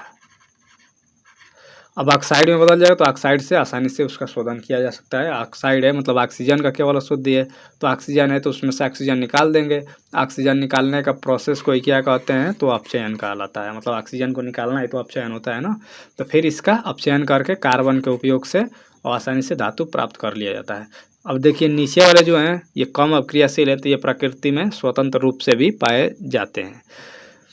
तो इस चीज़ को ध्यान दीजिएगा। सबसे ज़्यादा इसी में से आपसे पूछा जा सकता है भर्जन निस्तापन। अब देखिए एक चीज़ अभी ऊपर होता है गैंग या मैट्रिक्स या अधात्री, इसी को कहते हैं। यहाँ पर लिख दे रहा हूँ अधात्री, या फिर इसी को मैट्रिक्स भी कहते हैं। तो ये क्या होते हैं, तो मैं शुरू में बताया कि जो मिट्टी, रेत आदि अशुद्धियाँ पाई जाती हैं जब खनिज निकालेंगे मतलब खोद करके खदानों से, तो उसमें मिट्टी, रेत जो है ये सब अशुद्धियाँ होंगी। इन अशुद्धियों को क्या कहते हैं, इन अशुद्धियों को गैंग कहा जाता है। तो इनको गैंग को भी हटाना जरूरी है। तो अलग अलग प्रोसेस देखिए, अब तो थोड़ा सा कम कर दिया एनसीईआरटी काट पीट के। जब 2010-11 का अगर आप देखेंगे क्लास 10th का बुक, तो उसमें काफ़ी इससे अलग अलग भट्टियाँ होती थी। देखे होंगे कि वात्या भट्टी, परावर्तनी भट्टी, पता नहीं कितनी 4-5 तो भट्टियाँ होती थी, उसको गायब कर दिया। तो उसमें पूरा डिटेल में ये दिया रहता था कि इसके लिए क्या क्या करते हैं। फेन प्लवन विधि होता था, तो उससे ये सब अलग किया जाता था, जबकि वो सब हटा दिया है। लेकिन फिर भी आप चाहें तो उसको सर्च करके देख सकते हैं अलग अलग। तो आपको गैंग क्या होता है, तो गैंग मिट्टी और रेत का अशुद्धि होता है, सीधे सीधे ये ऑप्शन में दिया रहेगा। इनको हटाना पड़ता है। अयस्कों से गैंग को हटाने के लिए जिन प्रक्रिया का उपयोग होता है वे अयस्क एवं गैंग के भौतिक एवं रासायनिक गुणधर्मों पर आधारित होते हैं। इस पृथक्करण के लिए विभिन्न तकनीक अपनाई जाती हैं, लेकिन इस बुक में अब तकनीक गायब हो गया है, तो मैं भी नहीं उस पर चर्चा कर रहा हूँ। आप चाहें तो उसको सर्च करके थोड़ा सा देख सकते हैं। अब उसको कर दिया है थोड़ा हायर लेवल में ले जाके, मतलब 11th-12th का जब बुक देखेंगे तब वहाँ पे आपको मिलेगा। चलिए यहाँ पे थोड़ा सा उसी को जो ये पूरा प्रोसेस यहाँ तीनों दिया है इसको समराइज कर दिया है। जो भर्जन निस्तापन है उसी को मैं यहीं पे दिखा दे रहा हूँ। देखिए अयस्क जो होगा मतलब और ज़मीन से निकालेंगे जिसमें ज़्यादा मात्रा में होगा धातु, तो उसको अयस्क कहेंगे। अयस्कों का सबसे पहले क्या किया जाता है, तो अयस्कों का सांद्रण किया जाता है। सांद्रण के लिए एक विधि होता है फेन प्लवन विधि। फेन प्लवन विधि अब ये है नहीं, मतलब बस हम नाम जानते रहे फेन प्लवन। तो ऐसे उसको घोल दिया जाता है और फिर उसमें तेज़ी से एयर प्रोवाइड कराया जाता है या फिर फ्लो कराया जाता है वाटर का, तो फिर उसी में ऊपर वो झाग बन के और सब निकल जाता है अशुद्धियाँ। बाकी कुछ जो है नीचे बैठ जाते हैं जैसे धूल और ये सब। तो ये फेन प्लवन विधि में होता है। तो सबसे पहले क्या करते हैं, अयस्कों का सांद्रण किया जाता है। फिर आप देखिए 3 तरह के आप देखे थे कि धातुएँ होती है, एक तो उच्च अवक्रियाशील और एक मध्यम अवक्रियाशील, एक निम्न अवक्रियाशील। उच्च अवक्रियाशील में अभी देखे थे क्या क्या था, पोटेशियम हो गया, सोडियम हो गया, कैल्शियम हो गया, ये सब क्या है उच्च अवक्रियाशील है। मध्यम वाला यहाँ देख सकते हैं, बीच वाले यहाँ से जिंक हो गया, आयरन हो गया, लेड हो गया, कॉपर हो गया, और निम्न में सोना चांदी हो गया। तो ये अब देखिए जो उच्च अवक्रियाशील धातुएं हैं उनको केवल क्या कर देंगे, विद्युत अपघटन करा देंगे, तो ये शुद्ध रूप में प्राप्त हो जाएंगे। विद्युत अपघटन में क्या करते हैं, तो एक एनोड बनाते हैं और एक कैथोड बनाते हैं। तो दो चीज़ें बना करके एनोड पर क्या प्लस वाला सिरा जोड़ देंगे और कैथोड पर माइनस वाला सिरा, और ये ऐसे गोल बना देंगे और गोल में विद्युत जब इसमें प्रोवाइड कराएंगे, तो चूँकि ये प्लस है ये माइनस है, तो जो अब एनोड और जो कैथोड है इसका ये भी अधातु देखिए, जो यहाँ पे देखिए मान लेते हैं कि ये जो एनोड बनाए हैं इसको क्या कर दिए, इसको अशुद्ध धातु से बना दिए। किससे, अशुद्ध, जो अशुद्ध धातु है आपके पास जो कि आप यहाँ से निकाले हैं खनिज से, उस अशुद्ध धातु को क्या बना दिए, तो उससे बना दिए हम लोग एनोड। अब अशुद्ध धातु में मान लेते हैं, चलिए यहाँ पे हम सोडियम वाला ले लिए, सोडियम का ये बना दिए, इसके साथ कुछ अशुद्धियाँ होगी। अब ये पूरा ऐसे गलित अवस्था में होगा नीचे। अब क्या हुआ, जैसे इसमें से विद्युत प्रवाहित कराएंगे तो सोडियम क्या है, प्लस है, Na प्लस बनाता है। यहाँ पे चूँकि इधर माइनस है तो ये सोडियम कहाँ चला जाएगा, इस पे चला जाएगा। अब ये जो है ये शुद्ध धातु का होगा, ये किसका होगा, ये शुद्ध धातु का होगा। अब ये जाके सोडियम जो है इसी पर इकट्ठा होता जाएगा, बाकी जो अशुद्धि है नीचे इसी पर एनोड के नीचे, इसका नाम जो प्लस होता है इसको एनोड कहते हैं और जो माइनस होता है इसको कैथोड कहते हैं। ये वाला जो है ये कैथोड है। अब देखिए एनोड के नीचे क्या होगा, देखिए इसमें जो है ये अशुद्ध है, तो अशुद्ध है तो इसमें बहुत सी चीज़ें होंगी, धूल मिट्टी बाकी चीज़ें भी होंगी। तो ये जो धूल मिट्टी है इसी के नीचे वहाँ आकर क्या होगा, यहीं पे बैठ जाएगा। अब बाकी जो सोडियम या फिर कोई भी धातु, ये तो एग्जाम्पल के लिए मैं सोडियम लिया हूँ, यहाँ पे कॉपर भी हो सकता है, तो वो जो होगा वो प्लस है, तो ये जाके माइनस के साथ यहाँ पे इसी पर चिपकता जाएगा। और ये थोड़ा सा पतला बनाते हैं, जो कैथोड है ये पतला रहता है, और ये वाला एनोड जो है इसको चौड़ा बनाते हैं। तो इसमें से धीरे धीरे गल के और जितने धातु हैं इस पे जाके कैथोड पर चिपकते जाएंगे और यहाँ से शुद्ध धातु हम लोगों को मिल जाएगा। तो ये प्रोसेस होता है।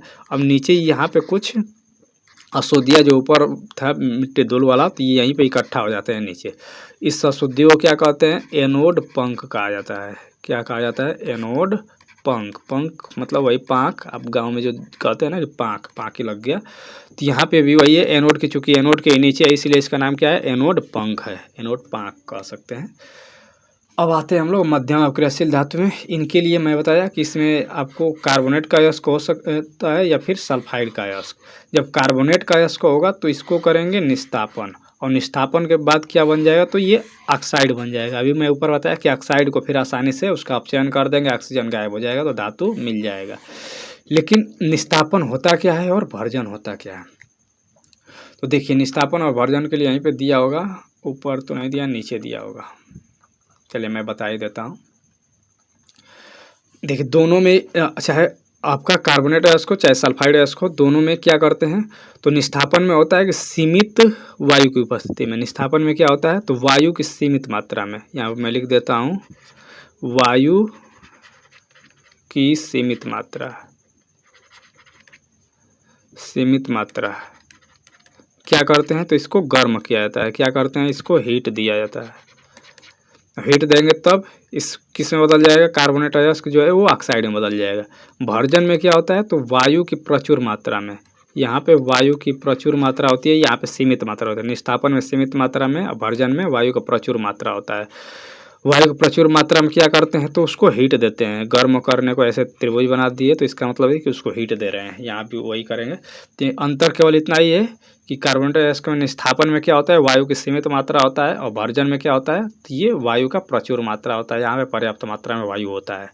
दोनों किस में बदल जाते हैं, तो इस सल्फाइड से ऑक्साइड में बदल जाएगा और कार्बोनेट भी ऑक्साइड में ही बदलेगा। जब ऑक्साइड में बदल गया तो फिर कार्बन का यूज करके अपचयन करा दीजिए, कार्बन या कोक कहीं कहीं लिखा रहेगा, इसका यूज करके अपचयन करा देंगे तो क्या बन जाएगा, आपको धातु मिल जाएगा। लेकिन इसके बाद भी जो धातु मिलेगा वो भी एकदम शुद्ध नहीं होगा, उसमें हो सकता है कुछ अन्य धातु का अशुद्धि हो, तो उसके लिए फिर से उसका शोधन किया जाता है, उसका अलग अलग मेथड होता है। ये अंतर आपको थोड़ा सा यहाँ पे देखना था कार्बोनेट और सल्फाइड में। तो आपको इतना चीज़ समझ में आ गया हो कि चाहे निस्थापन हो चाहे भर्जन हो, वो कार्बोनेट को निस्थापन का काम है कार्बोनेट अयस्क को ऑक्साइड में बदलना, सल्फाइड अयस्क का को अगर जो ऑक्साइड में बदलने का काम है वो भर्जन का है। दोनों में थोड़ा सा बस अंतर है, इस चीज़ को ध्यान दीजिएगा। बाकी निम्न अभिक्रियाशील तत्व जो है वो तो स्वतंत्र अवस्था में होते ही हैं, या फिर मान लेते हैं कि हो सकता है वो सल्फाइड अयस्क का, वो जैसे आपका चांदी का हो गया, सल्फाइड अयस्क का होगा तो जहाँ पे सल्फाइड है वहाँ पे भर्जन करा दीजिए। इस नाम को याद रखिए, सल्फाइड है तो भर्जन कराना पड़ेगा और कार्बोनेट है तो निस्थापन कराना पड़ेगा। जब भर्जन करा देंगे तो फिर वो ऑक्साइड में बदल जाएगा, ऑक्साइड का अपचयन करा दीजिए तो धातु मिल जाएगा। फिर धातु मिलेगा तो चूंकि ये शुद्ध अवस्था में होगा नहीं, हो सकता है अन्य धातु और भी हो, तो उसका फिर से क्या करेंगे और शोधन कर देंगे, परिष्करण कर देंगे। तो ये पूरा प्रोसेस होता है। उम्मीद करता हूँ इतना समझ में आया होगा। अब चलिए यहाँ पे दिया है वही, फिर उसी को डिटेल में अलग अलग करके दिया है। यहाँ पे कुछ जो है देखिए ये नाम दिया हुआ है अयस्क का नाम, सिनेबार। सिनेबार किसका अयस्क है, तो ये किसका है, तो ये मरकरी या फिर पारद कह सकते हैं, पारा का ये है। किसका है ये सिनेबार अयस्क, किसका है, एग्जाम में आया हुआ क्वेश्चन है। या तो आपको कैसे दे देगा कि मरकरी या फिर पारा का अयस्क का नाम बताइए, तो ये सिनेबार है, या फिर सिनेबार का देगा HGS, ये किसका अयस्क है, तो ये पारा का है या मरकरी का है। तो बाकी चीज़ें यहाँ पे देखिए, इसका सल्फाइड अयस्क है, सल्फाइड है तो क्या कराएंगे, सल्फाइड है तो ये भर्जन कराएंगे। ये जो प्रोसेस है ये क्या है, तो ये भर्जन है। भर्जन कराएंगे तो किसमें बदल जाएगा, ये ऑक्साइड में बदल जाएगा। अब ऑक्साइड है तो फिर ऑक्साइड को अलग अलग माध्यम से अलग कर सकते हैं। ऑक्सीजन को गायब भी तो करना है, तो हो सकता है केवल गर्म कर देंगे तब भी गायब हो जाएगा, और गर्म करने से अगर गायब नहीं होता है तब फिर उसका अपचयन करा देंगे कार्बन या कोक के उपस्थिति में। कापर का भी देख सकते हैं, कापर का सल्फाइड यहाँ पे अयस्क है। अब सल्फाइड है तो क्या कराएंगे, वायु की उपस्थिति में भर्जन करा देंगे। भर्जन का मतलब वायु की उपस्थिति में उसको गर्म करना। भर्जन कराएंगे तो ऑक्साइड में बदल गया, देख सकते हैं यहाँ पे ऑक्सीजन है तो ऑक्साइड में बदल गया। ऑक्साइड को फिर आपको गायब करना है, तो यहाँ से देख सकते हैं ये कापर मिल गया। अब सक्रियता श्रेणी के मध्य में स्थित धातुओं का निष्कर्षण, अभी ऊपर बताया कि सल्फाइड अयस्क को वायु की अधिक उपस्थिति में, मतलब वायु का प्रचुर मात्रा में अधिक ताप पर गर्म करके इस प्रोसेस को भर्जन कहा जाता है। जबकि कार्बोनेट को क्या करते हैं, सीमित वायु में अधिक ताप पर गर्म करके इसको ऑक्साइड में बदलते हैं। इस प्रक्रिया को निस्थापन कहते हैं। ऊपर बता दिया हूँ भर्जन और निस्थापन। भर्जन में देख सकते हैं ये वायु है प्रचुर मात्रा में और ताप दे दिए हैं, ये सल्फाइड अयस्क का भर्जन किया जाता है। और निस्थापन किसका, कार्बोनेट अयस्क का निस्थापन किया जाता है। उसके बाद जब ये ऑक्साइड बन गया, ऑक्साइड को क्या करेंगे, अपचयन करा देंगे, ऑक्सीजन गायब हो जाएगा। देख सकते हैं अपचयन के लिए कार्बन का यूज किया गया है। जैसे यहाँ पे दिया है साफ साफ कि कार्बन जैसे उपयुक्त अपचायक का उपयोग करते हैं। कहीं कहीं कार्बन को एक कोक लिखा रहेगा या फिर कोयला लिखा रहेगा, तो इसका यूज करके क्या करते हैं उसका, तो अपचयन करा देते हैं। अपचयन के बाद वो धातु मिल जाएगा। यहाँ देख सकते हैं जिंक धातु मिल गया है अलग अलग। बाकी यहाँ पे और भी एग्जांपल चाहें तो देख सकते हैं। अब यहाँ पे एक चीज़ आता है थर्मिट प्रोसेस, ये काफ़ी एग्जांपल के रूप में भी आता है, काफ़ी इंपॉर्टेंट भी है, अलग अलग एग्जाम से में कई बार रिपीट हुआ है। कि जैसे आपसे एग्जाम में ये से पूछ सकता है कि पटरियों को जोड़ने के लिए कौन सा प्रोसेस अपनाते हैं, तो जो रेलवे की पटरियाँ इनको जोड़ने के लिए थर्मिट प्रक्रम या थर्मिट प्रोसेस ही अपनाया जाता है पटरियों को जोड़ने के लिए। थर्मिट प्रोसेस में एक्चुअली होता क्या है, तो इसमें होता लेते हैं हम लोग आयरन का ऑक्साइड और एल्युमिनियम का, जब इन दोनों का रिएक्शन कराया जाता है तो काफ़ी मात्रा में ऊष्मा उत्पन्न होती है। मतलब ये पूरा जो आयरन जो है ये पूरा देख सकते हैं यहाँ पे लिक्विड लिखा हुआ है, मतलब जो ये आयरन निकला है तो ये आयरन लिक्विड अवस्था में होता है, वही पूरा पटरी को पिघला देता है। मतलब पिघलाने का मतलब वहाँ चिपका देता है। तो यहाँ से देख सकते हैं काफ़ी तेज़ी से इसमें से ऊष्मा निकलता है। तो ये थर्मिट प्रोसेस है, इसी के द्वारा रेल पटरियों को जोड़ा जाता है। इतना आपको ध्यान देना है। अब आता है सक्रियता श्रेणी में सबसे ऊपर स्थित धातुओं का निष्कर्षण। सबसे ऊपर मतलब वही अधिक अभिक्रियाशील है। अधिक अभिक्रियाशील को क्या करते हैं, तो उसका विद्युत अपघटन के द्वारा उसका शोधन करते हैं। विद्युत अपघटन में बताया कि एक को एनोड बना देंगे, एक को कैथोड बना देंगे और कैथोड पर अभी शुरू में बताया कि देखिए दो ऊपर डायग्राम बना के दिखा दिया हूँ, आप वहाँ थोड़ा सा और देख लीजिएगा डिटेल में चाहें तो। यहाँ से भी देखिए दिया हुआ कैथोड है, ये कैथोड पर ऋणावेश मतलब जो ऋण कुंजी वाला ऋण सिरा जो है कैथोड से जोड़ते हैं और धन सिरा एनोड से जोड़ते हैं। यहाँ से देख सकते हैं जो धन सिरा जो है एनोड, मैं वहाँ पे उल्टा डायग्राम बनाया था, इधर एनोड बनाया था, इधर कैथोड बनाया था। तो एनोड किसका बनाएंगे, तो ये अशुद्ध धातु का बनाएंगे, किसका, अशुद्ध का। और कैथोड किसका बनाएंगे, तो ये शुद्ध धातु का बनाएंगे। अब अशुद्ध जो है ये क्या है, प्लस है। इस पे देखिए मान लेते हैं यहाँ पे ये कापर का शोधन का दिखाया है, तो कापर क्या होगा, कापर Cu प्लस 2 प्लस बनाता है, और 2 प्लस है तो ये कहाँ जाएगा, प्लस है तो ये माइनस की तरफ चला जाएगा, माइनस कहाँ है तो ये कैथोड की तरफ है, इसी पे जाके जमा हो जाएगा। और जो अशुद्धि होगी इसमें, ये अशुद्धि नीचे ये बैठ जाएगा। अब इसी को क्या कहते हैं, इसी को एनोड पंख कहते हैं। तो इसको पहले ही मैं बता दिया हूँ, आप देख लीजिएगा। अब आता है संक्षारण, कोरोजन। कोरोजन क्या होता है, वैसे पहले चैप्टर में इसके बारे में थोड़ा चर्चा किए थे। कोरोजन मतलब अगर लोहे की बात किया जाए तो जंग लगना जो होता है वो क्या है, संक्षारण है, मूर्छा लगना या जंग लगना। वैसे ही अलग अलग धातुओं पे होती हैं। तो यहाँ से आपको कुछ चीज़ें ध्यान देनी है। जैसे कह रहा है कि खुली वायु में कुछ दिन के लिए छोड़ देने पर सिल्वर जो है ये काली हो जाती है। अब एग्जाम में पूछता है कि सिल्वर पर जो काला रंग होता है वायु में छोड़ देने पर या नमी में, वो काला रंग किस चीज़ का होता है, तो ये किस चीज़ की उपस्थिति के कारण होता है, ये सल्फर की उपस्थिति के कारण होता है। सिल्वर सल्फाइड उसी पर जम जाता है। तो ये इस चीज़ को ध्यान देना है आपको कि जो चांदी है ये काले रंग का हो जाता है, क्यों, उस पर सिल्वर सल्फाइड का एक परत जम जाता है, इस कारण से। अब एक चीज़ पूछता है कापर में, कापर जो है उसको खुले में छोड़ देने पर वो हरा रंग का हो जाता है, वो किसके कारण होता है, देखिए सिल्वर तो किसके, स से सिल्वर स से सल्फर, ऐसे याद रख लीजिएगा, आसानी से भूलेंगे नहीं। स से सिल्वर हो गया, स से सल्फर हो गया, तो इसके कारण ये काला दिखाई देता है। जबकि कापर हरा रंग क्यों दिखाई देता है, तो इस पे कार्बोनेट का वो जो है परत जम जाता है, किसका, कापर। देखिए क से कापर, क से कार्बोनेट, हम दोनों को याद करना आसान है। स से क्या था, स से सिल्वर था, स से सल्फर था, यहाँ से क से कापर हो गया, क से कार्बोनेट हो गया, तो इस पे कार्बोनेट का परत जम जाता है, इसी कारण कैसा हो जाता है, हरा हो जाता है। जो कापर को आप ऐसे छोड़ देंगे लंबे समय तक, किसमें, आर्द्र वायु में। तब लोहे पर क्या होता है, तो लोहे पर भूरे रंग का जम जाता है, इसको क्या कहते हैं आप, मूर्छा लगना या फिर जंग लगना कहते हैं। ये आयरन का ऑक्साइड होता है। चलिए अब आ जाता है, वही यहाँ पे करके दिखाया हुआ है। अब संक्षारण जो है, कोरोजन जो है, इससे सुरक्षा कैसे करेंगे, देखिए अलग अलग तरीके किया जाता है। जैसे अब दरवाज़ा देखे होंगे, दरवाज़ा को जंग लगने से बचाने के लिए क्या करते हैं, उस पर पेंट लगा देते हैं। कहीं कहीं देखते होंगे ऑयल लगा देते हैं, ग्रीस लगा देते हैं, मतलब देखे होंगे जैसे कई जगह देखे होंगे कि जो लोहे वोहे की चीज़ें हैं उस पर क्या कर देते हैं, तो कुछ ऑयल लगा देते हैं, कहीं ग्रीस लगा देते हैं। अब जैसा यूज है उसका उसके हिसाब से, या फिर क्या करते हैं, इस पर जिंक की परत चढ़ा देते हैं। जस्ता को ही इंग्लिश में जिंक कहा जाता है, तो जिंक की परत चढ़ा देते हैं। अब जिंक की परत चढ़ाने का जो प्रोसेस है इसको क्या कहते हैं, यसद लेपन कहा जाता है, गैल्वेनाइजेशन। क्या कहा जाता है, गैल्वेनाइजेशन कहा जाता है इसको इंग्लिश में। तो इस चीज़ को ध्यान दीजिएगा। यसद लेपन शुरू में बताया कि जिंक का परत चढ़ाने का जो प्रोसेस है उसको क्या कहते हैं, यसद लेपन कहते हैं। या फिर क्रोमियम का भी लेपन किया जा सकता है, एनोडीकरण अभी दिखाया था, एनोडीकरण भी किया जा सकता है। एनोडीकरण मतलब एल्युमिनियम पर जो एनोडीकरण किसका किया जाता है, एल्युमिनियम के लिए, अब ऊपर अभी देखे थे। या फिर इसको मिश्र धातु भी बना सकते हैं, और मिश्र धातु बना के भी इसको जंग लगने से बचाया जा सकता है। जो आप देखते हैं स्टील, ये स्टील क्या है, एक्चुअली स्टील क्या है, तो स्टील जो है मिश्र धातु ही है। स्टील क्या है, मिश्र धातु है। किसका मिश्र धातु है, तो आयरन में क्या मिला देते हैं, तो आयरन में अलग अलग अशुद्धियाँ मिला देते हैं।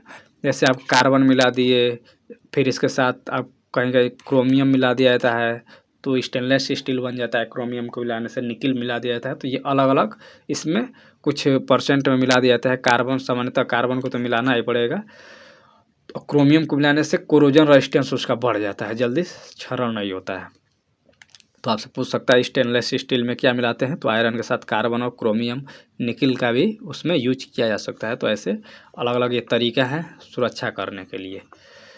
चलिए यहाँ पे दिया भी है कि लोहे एवं इस्पात, लोहे इस्पात मतलब स्टील को जंग से सुरक्षित रखने के लिए क्या करते हैं, उस पर जिंक की परत चढ़ा देते हैं। इस विधि को क्या कहते हैं, तो यसद लेपन कहते हैं, गैल्वेनाइजेशन इंग्लिश में। जस्टे की परत नष्ट हो जाने के बाद भी ये जल्दी, अब देखिए एक बार जब हो जाता है तो फिर जल्दी क्या होता है, मतलब जल्दी इस पे जंग नहीं लगता है। धातु के गुणधर्मों को बेहतर बनाने की अच्छी विधि मिश्रावतन है, मतलब उसको मिश्र धातु बना दीजिए तो उससे भी काफ़ी सुरक्षित हो जाता है। मिश्र धातु बनाने से देखिए उसका कुछ गुणधर्म चेंज हो जाता है। क्या क्या इसमें कह सकते हैं, देखिए शुद्ध धातु जैसे शुद्ध लोहा की बात करें तो ये अत्यधिक नर्म होता है, लेकिन इसको जब इसमें अशुद्धियाँ मिला करके मिश्र धातु बना देते हैं तब ये क्या हो जाता है, ये कठोर हो जाता है, मतलब नर्म से कठोर हो जाता है, तो फिर उसको यूज कर सकते हैं। वैसे ही आप देखे होंगे जो सोना होता है, शुद्ध सोना भी ले लेंगे तो वो भी काफ़ी नर्म होता है, उसका आभूषण नहीं बना सकते हैं। तो पता चला कि कान में पहने हैं और लूज होकर के और गिर जाएगा नीचे। तो इस तरीके से उसको थोड़ा-सा क्या करना है, कठोर बनाना पड़ता है, उसमें अशुद्धियाँ मिलाकर मतलब मिश्र धातु बना करके। चलिए अब वही कह रहा है कि थोड़ा-सा कार्बन मिला देते हैं और क्या लगभग कितना देखिए यहाँ पे दिया है परसेंटेज, लेकिन परसेंटेज चेंज हो सकता है अलग-अलग इसके अब देखेंगे पीटवा लोहा, ढलवा लोहा, तो उसमें अलग-अलग कार्बन का परसेंटेज होता है। यह कठोर तथा प्रबल हो जाता है। जब कार्बन का मात्रा मिला देते हैं तो क्या होता है, यह कठोर तथा प्रबल हो जाता है। लोहे के साथ निकिल तथा क्रोमियम भी मिलाने पर क्या बनता है, तो ये स्टेनलेस स्टील जो बनता है, जिसका आप ब्लेड व्लेड देखे हैं। तो स्टेनलेस स्टील बनाने के लिए क्या करते हैं, तो शुरू में होता है कि लोहे के साथ कार्बन मिलाते हैं, निकिल और क्रोमियम मिलाते हैं। मैक्सिमम परसेंट अगर निकिल का पूछ देता है तो 11% तक लगभग किसका परसेंटेज होता है, तो क्रोमियम का मैक्सिमम देखा जाए तो 11% के आसपास होता है। चलिए अब ये आता है, चलिए कुछ और भी इसमें दिया होगा उसको देख लेते हैं। मिश्र धातु तो अभी देख लिए, दो या दो से अधिक धातुओं के समांगी मिश्रण को क्या कहते हैं, मिश्र धातु कहते हैं। तैयार करने से पहले मूल धातु जो है मतलब जिसमें मिक्स करना है उसको गलाया जाता है काफ़ी हीट दे करके, फिर उसके बाद कुछ निश्चित अनुपात में उसमें अन्य धातु मिला दिया जाता है। अब देखिए यहाँ पे दिया है शुद्ध सोना को 24 कैरेट का सोना कहते हैं, जबकि जो यूज किया था ये काफ़ी नर्म होता है। आभूषण बनाने के लिए इसका उपयोग नहीं किया सकता है, तो कठोर बनाने के लिए क्या करते हैं, इसमें चांदी या फिर तांबा मिला दिया जाता है। अब सोचिए, अब जो आभूषण पहने हैं आप कितना हो, कोई कहे कि नहीं शुद्ध एकदम हमारा सोना है, तो शुद्ध एकदम नहीं हो सकता है। एकदम शुद्ध बना देंगे तो इतना नरम होगा कि आप उसका यूज ही नहीं कर पाएंगे आभूषण के रूप में। अब इसको लगभग देखिए, जो अभी तक जो एकदम शुद्ध सोना चल रहा है जिस आभूषण के रूप में, तो कितना 22 कैरेट का चलता है। भारत में देखिए यहाँ पे दिया है, भारत में अधिकांशतः आभूषण बनाने के लिए 22 कैरेट सोने का, अब वैसे तो इससे भी कम का बनाया जाता है। और 22 कैरेट का मतलब क्या हुआ ये आपको ध्यान देना है। 22 कैरेट का मतलब देखिए होता है टोटल कितना का है, टोटल यदि एकदम शुद्ध सोना 24 कैरेट का है तो 22 कैरेट का क्या मतलब है, तो 22 कैरेट मतलब 22 भाग क्या है, इसमें सोना है और 2 भाग, तो 2 भाग इसमें कोई अशुद्धि मिला है, या तो फिर चांदी का हो गया या फिर कापर का अशुद्धि। तो ये समझ सकते हैं, मतलब 22 भाग क्या है उसमें सोना है और 2 भाग क्या है, तो ये अशुद्धि है। कहीं कहीं इसको परसेंटेज में चेंज करके पूछ सकता है, तो परसेंटेज में आप निकाल लीजिएगा कितना परसेंट हुआ। 22 जो है अगर पूछ देगा कि मतलब अगर 22 कैरेट का कोई सोना है तो उसमें कितना भाग जो है, कितना परसेंट जो है सोना है, आप समझ सकते हैं ना कैसे मैं क्वेश्चन पूछ रहा हूँ आपसे। कहेगा कि कोई अगर 22 कैरेट का कोई आभूषण है तो उसमें कितना परसेंट शुद्ध सोना है, तो कैसे निकालेंगे, तो 22 24 का निकाल लीजिए कि 22 जो है यह 24 का कितना परसेंट है, तो परसेंटेज निकाले क्या करते हैं 24 का, तो यहाँ पे गुणा कर दीजिए 100 से और इसका निकाल लीजिए कितना परसेंट है। सॉल्व करके निकालिए कितना परसेंट है, बताइएगा मुझे कमेंट करके, क्योंकि आया हुआ क्वेश्चन है परसेंटेज में भी, इसलिए मैं इसको यहाँ बताया हूँ। यदि कोई एक धातु पारद है, पारद मतलब वही पारा, तब इसके मिश्र धातु को अमलगम कहा जाता है। एग्जाम में आया हुआ क्वेश्चन है कि पारा के मिश्र धातु को क्या कहा जाता है, तो ये अमलगम कहा जाता है। पारा के मिश्र धातु को क्या कहते हैं, अमलगम कहते हैं। अब देखिए यहाँ पे दिया हुआ है कि शुद्ध धातु अपेक्षाकृत मिश्र धातु की विद्युत चालकता तथा गलनांक कम होती है, मतलब कि शुद्ध धातु की अपेक्षा जो मिश्र धातु हैं, तो मिश्र धातु का जो गलनांक है और चालकता ये कम हो जाता है। तो इसका क्या मतलब है कि जब मिश्र धातु बना दिए हैं तो विद्युत का चालकता उसमें कम हो गया। जैसे एग्जांपल के लिए यहाँ पे दिया हो कि तांबा और जस्ते, जिंक का जैसे कापर और जिंक जब मिला देंगे तब ये बन जाता है क्या, पीतल। तो आपसे एग्जाम में ये पूछ सकता है कि पीतल किसका किसका मिश्रण है, तो कापर और जिंक का मिश्रण है। अब देखिए कापर तो विद्युत का काफ़ी अच्छा सुचालक है, इसमें से आप देखे होंगे कापर के वायर बनते हैं विद्युत के लिए, लेकिन जब जिंक के साथ इसका मिश्र धातु बनाया जाए तो पीतल क्या है, विद्युत का कुचालक है, इसमें से विद्युत प्रवाहित ही नहीं होता है। ये सोचिए कितना अजीब सी बात है कि जब पीतल बना दिए तो ये विद्युत का कुचालक हो गया। वैसे ही कापर और टीन का एसएन टीन, इसका जो मिश्र धातु है इसको कांसा कहा जाता है। सिक्का उक्का बनाने में इसका यूज किया जाता था। ये भी क्या है, ये भी विद्युत का कुचालक है। ये विद्युत के क्या है, ये विद्युत के कुचालक हैं। समझ सकते हैं कि कापर क्या है, विद्युत का सुचालक है, काफ़ी अच्छा सुचालक है, लेकिन इसका मिश्र धातु बना दिए, ये क्या हो गया, कुचालक हो गया। तो यहाँ से पूछा जा सकता है एग्जाम में। एक तो ये पूछा जा सकता है कांसा जो है किसका किसका मिश्र धातु है, तो कापर और एसएन का। पीतल किसका है, तो कापर और जिंक का। अब देखिए यहाँ पे कुछ चीज़ें दिया हुआ है कि सोल्डर जो होता है, अब देखें जो वायर चिपकाने के लिए यूज करते हैं, सोल्डरिंग किया जाता है, उसमें किसका किसका मिश्र धातु होता है, तो ये होता है लेड और टीन का।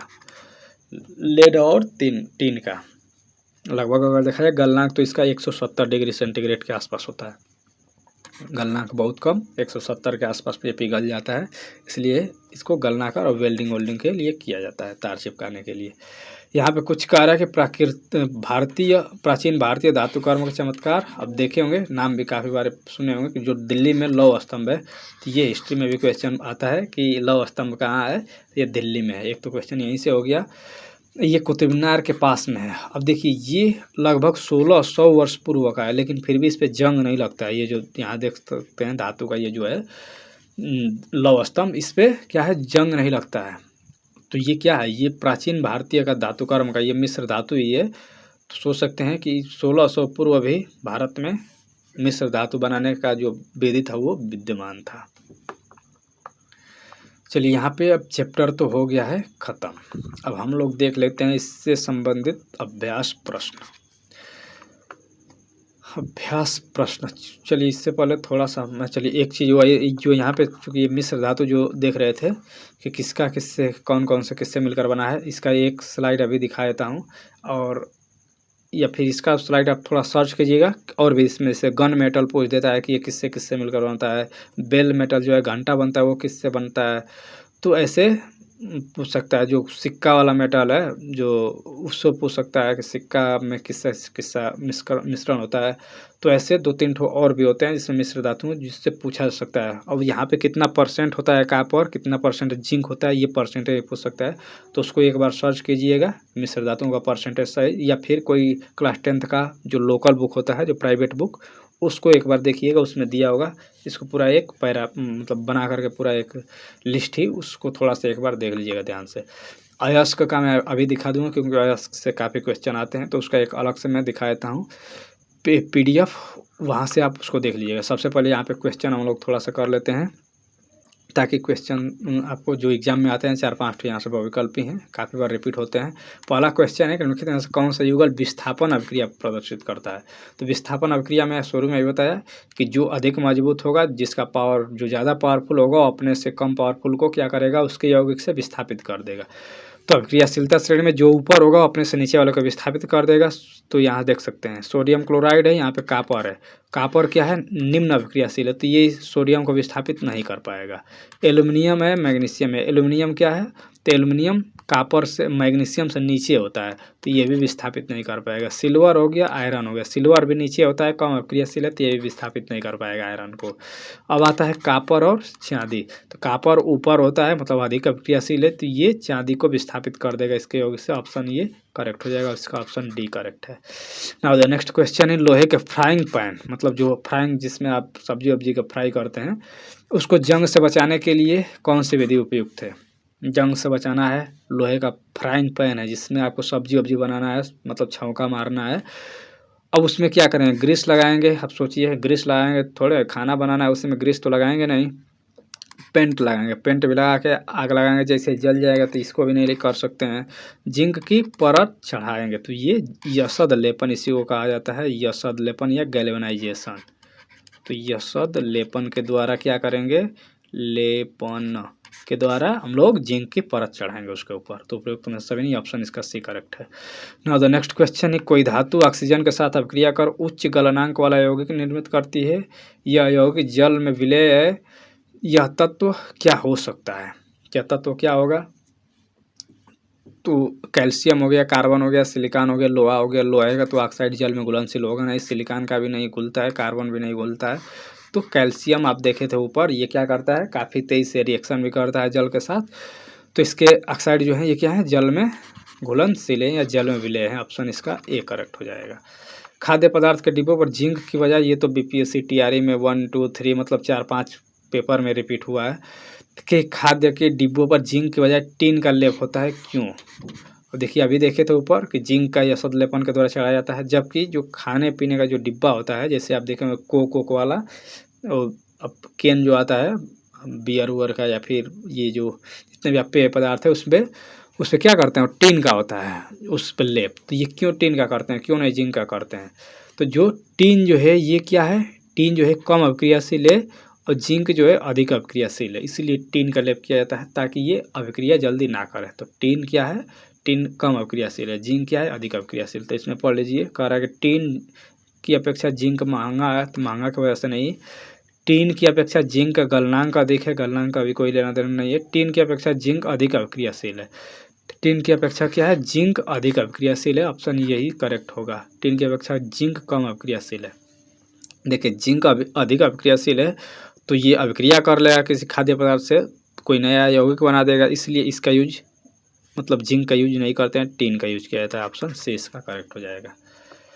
बाकी की चीज़ें इसमें लगभग वही गया है, जितने भी एग्जाम में आने वाले क्वेश्चन थे वो इसमें कवर हो चुके हैं। हम लोग देख लेते हैं एक स्लाइड थोड़ा सा, ताकि आपको चीज़ें क्लियर रहे। धातु और उसके अयस्क, धातु और उसके अयस्क, यहाँ से इसको थोड़ा देख लीजिएगा, स्क्रीनशॉट लेकर रख लीजिएगा। यहाँ देख सकते हैं कुछ धातुएं दी हुई हैं और उसके अयस्क दिए हैं, काफ़ी क्वेश्चन यहाँ से आते हैं। सोडियम का यहाँ देख सकते हैं, सोडियम, चलिए मैं यहाँ से ले लेता हूँ रेड। सोडियम का याद दिया है, सोडियम से कौन कौन सा आया था, rock salt, sodium rock salt मतलब वही नमक, सोडियम क्लोराइड इसका अयस्क हो सकता है, ट्रोना, चिली सोरा, बोरेक्स, क्लोराइड या क्रायोलाइट। तो यहाँ से देखिए सब नहीं आपको रटना है, ना ये सब आप रट भी नहीं पाएंगे, तो जो जो इंपॉर्टेंट है उसको मैं टिक लगा दूंगा।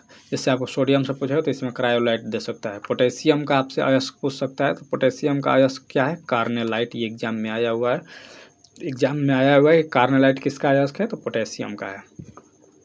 मैग्नीशियम का क्या है, तो इसमें से चलिए कार्नेलाइट देखिए मैग्नीशियम का भी है, पोटेशियम का भी है, दोनों में। क्यों दोनों का है, क्योंकि यहाँ देख सकते हैं इसका जो सूत्र है इसमें पोटेशियम भी है और मैग्नीशियम भी है, तो इससे पोटेशियम भी निकाला जा सकता है और मैग्नीशियम भी, तो इसलिए दोनों का है।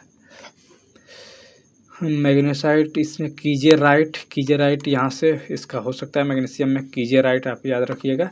कैल्शियम का क्या क्या दिया, तो जिप्सम, जिप्सम पिछले चैप्टर में देखे थे, 2 लगा दिए तो जिप्सम हो गया, हाफ लगा दिया तो प्लास्टर ऑफ पेरिस हो गया, हाफ H2O लगाएंगे तो प्लास्टर ऑफ पेरिस हो जाएगा, और 1 लगाएंगे तो मतलब 2 लगा दिए तो जिप्सम इसका नाम है।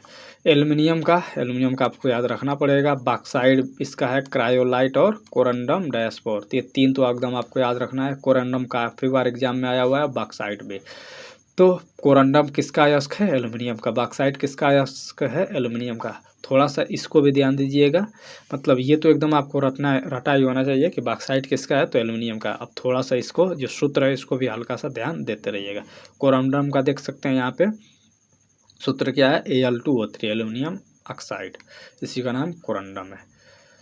अब आता है टीन का क्या है, कैसीटेराइट। टीन का क्या है, कैसीटेराइट, ये भी एग्जाम में आया हुआ है। लेड का गैलेना सिरुसाइट और मेटलोकाइट। तो यहाँ तो गैलेना आपको याद रखना है लेड का, और सिरुसाइट, ये दोनों एग्जाम में आए हुए हैं, गैलेना और सिरुसाइट, ये लेड का है। कापर का काफ़ी इंपॉर्टेंट है, आपको याद रखना पड़ेगा। यहाँ देख सकते हैं कापर पाइराइट, देखिए 2 होता है, एक आयरन पाइराइट होता है। अगर केवल आपसे दे दे पाइराइट, तो पाइराइट किसका अयस्क है, तो आपको लगाना पड़ेगा कापर का है, क्योंकि एग्जाम में आया हुआ है कि आयरन का निम्नलिखित में से कौन सा अयस्क है। वहाँ पे पाइराइट दिया था बीपीएससी में, लेकिन वहाँ पे पाइराइट नहीं, क्योंकि पाइराइट अगर केवल दे तो कापर के लिए यूज होता है, आयरन के लिए आयरन पाइराइट लिखा रहेगा। कापर के लिए देख सकते हैं यहाँ पे कापर के लिए भी लिखा है कापर पाइराइट, इसका अन्य नाम क्या है, कैल्कोपाइराइट। तो चाहे कैल्कोपाइराइट दे चाहे कॉपर पायराइट दोनों सेम चीज़ है, दोनों किसका अयस्क है, कॉपर का। वैसे ही कैल्कोसाइट किसका है, या फिर इसी को कॉपर ग्लांस कहते हैं। तो ये कॉमन नाम है कॉपर ग्लांस, ये किसका है, कॉपर का है। नाम आपको दोनों याद रखना है। क्यूपराइट भी कॉपर का अयस्क है, मैलेकाइट, एजुराइट, ये सभी आपको कॉपर का पूरा याद रखना पड़ेगा। यहाँ देख सकते हैं आपको सिल्वर का मतलब चांदी का, तो चांदी के लिए क्या है, नेटिव सिल्वर या फिर अर्जेंटाइट, अर्जेंटाइट एग्जाम में आया हुआ है, या फिर केरार्जीराइट, या फिर इसी को हार्न सिल्वर भी कहते हैं, इसको सिल्वर ग्लांस कहा जाता है। जिंक का क्या है, जिंक ब्लेंड, इसी को ब्लैक जैक कहा जाता है। जिंक ब्लेंड इसका एग्जाम में एक अन्य नाम से आता है स्फेलेराइट। तो दोनों आपको याद रखना है, या तो फिर जिंक ब्लेंड दे सकता है या फिर स्फेलेराइट। ये किसका अयस्क है, तो ये जिंक का है।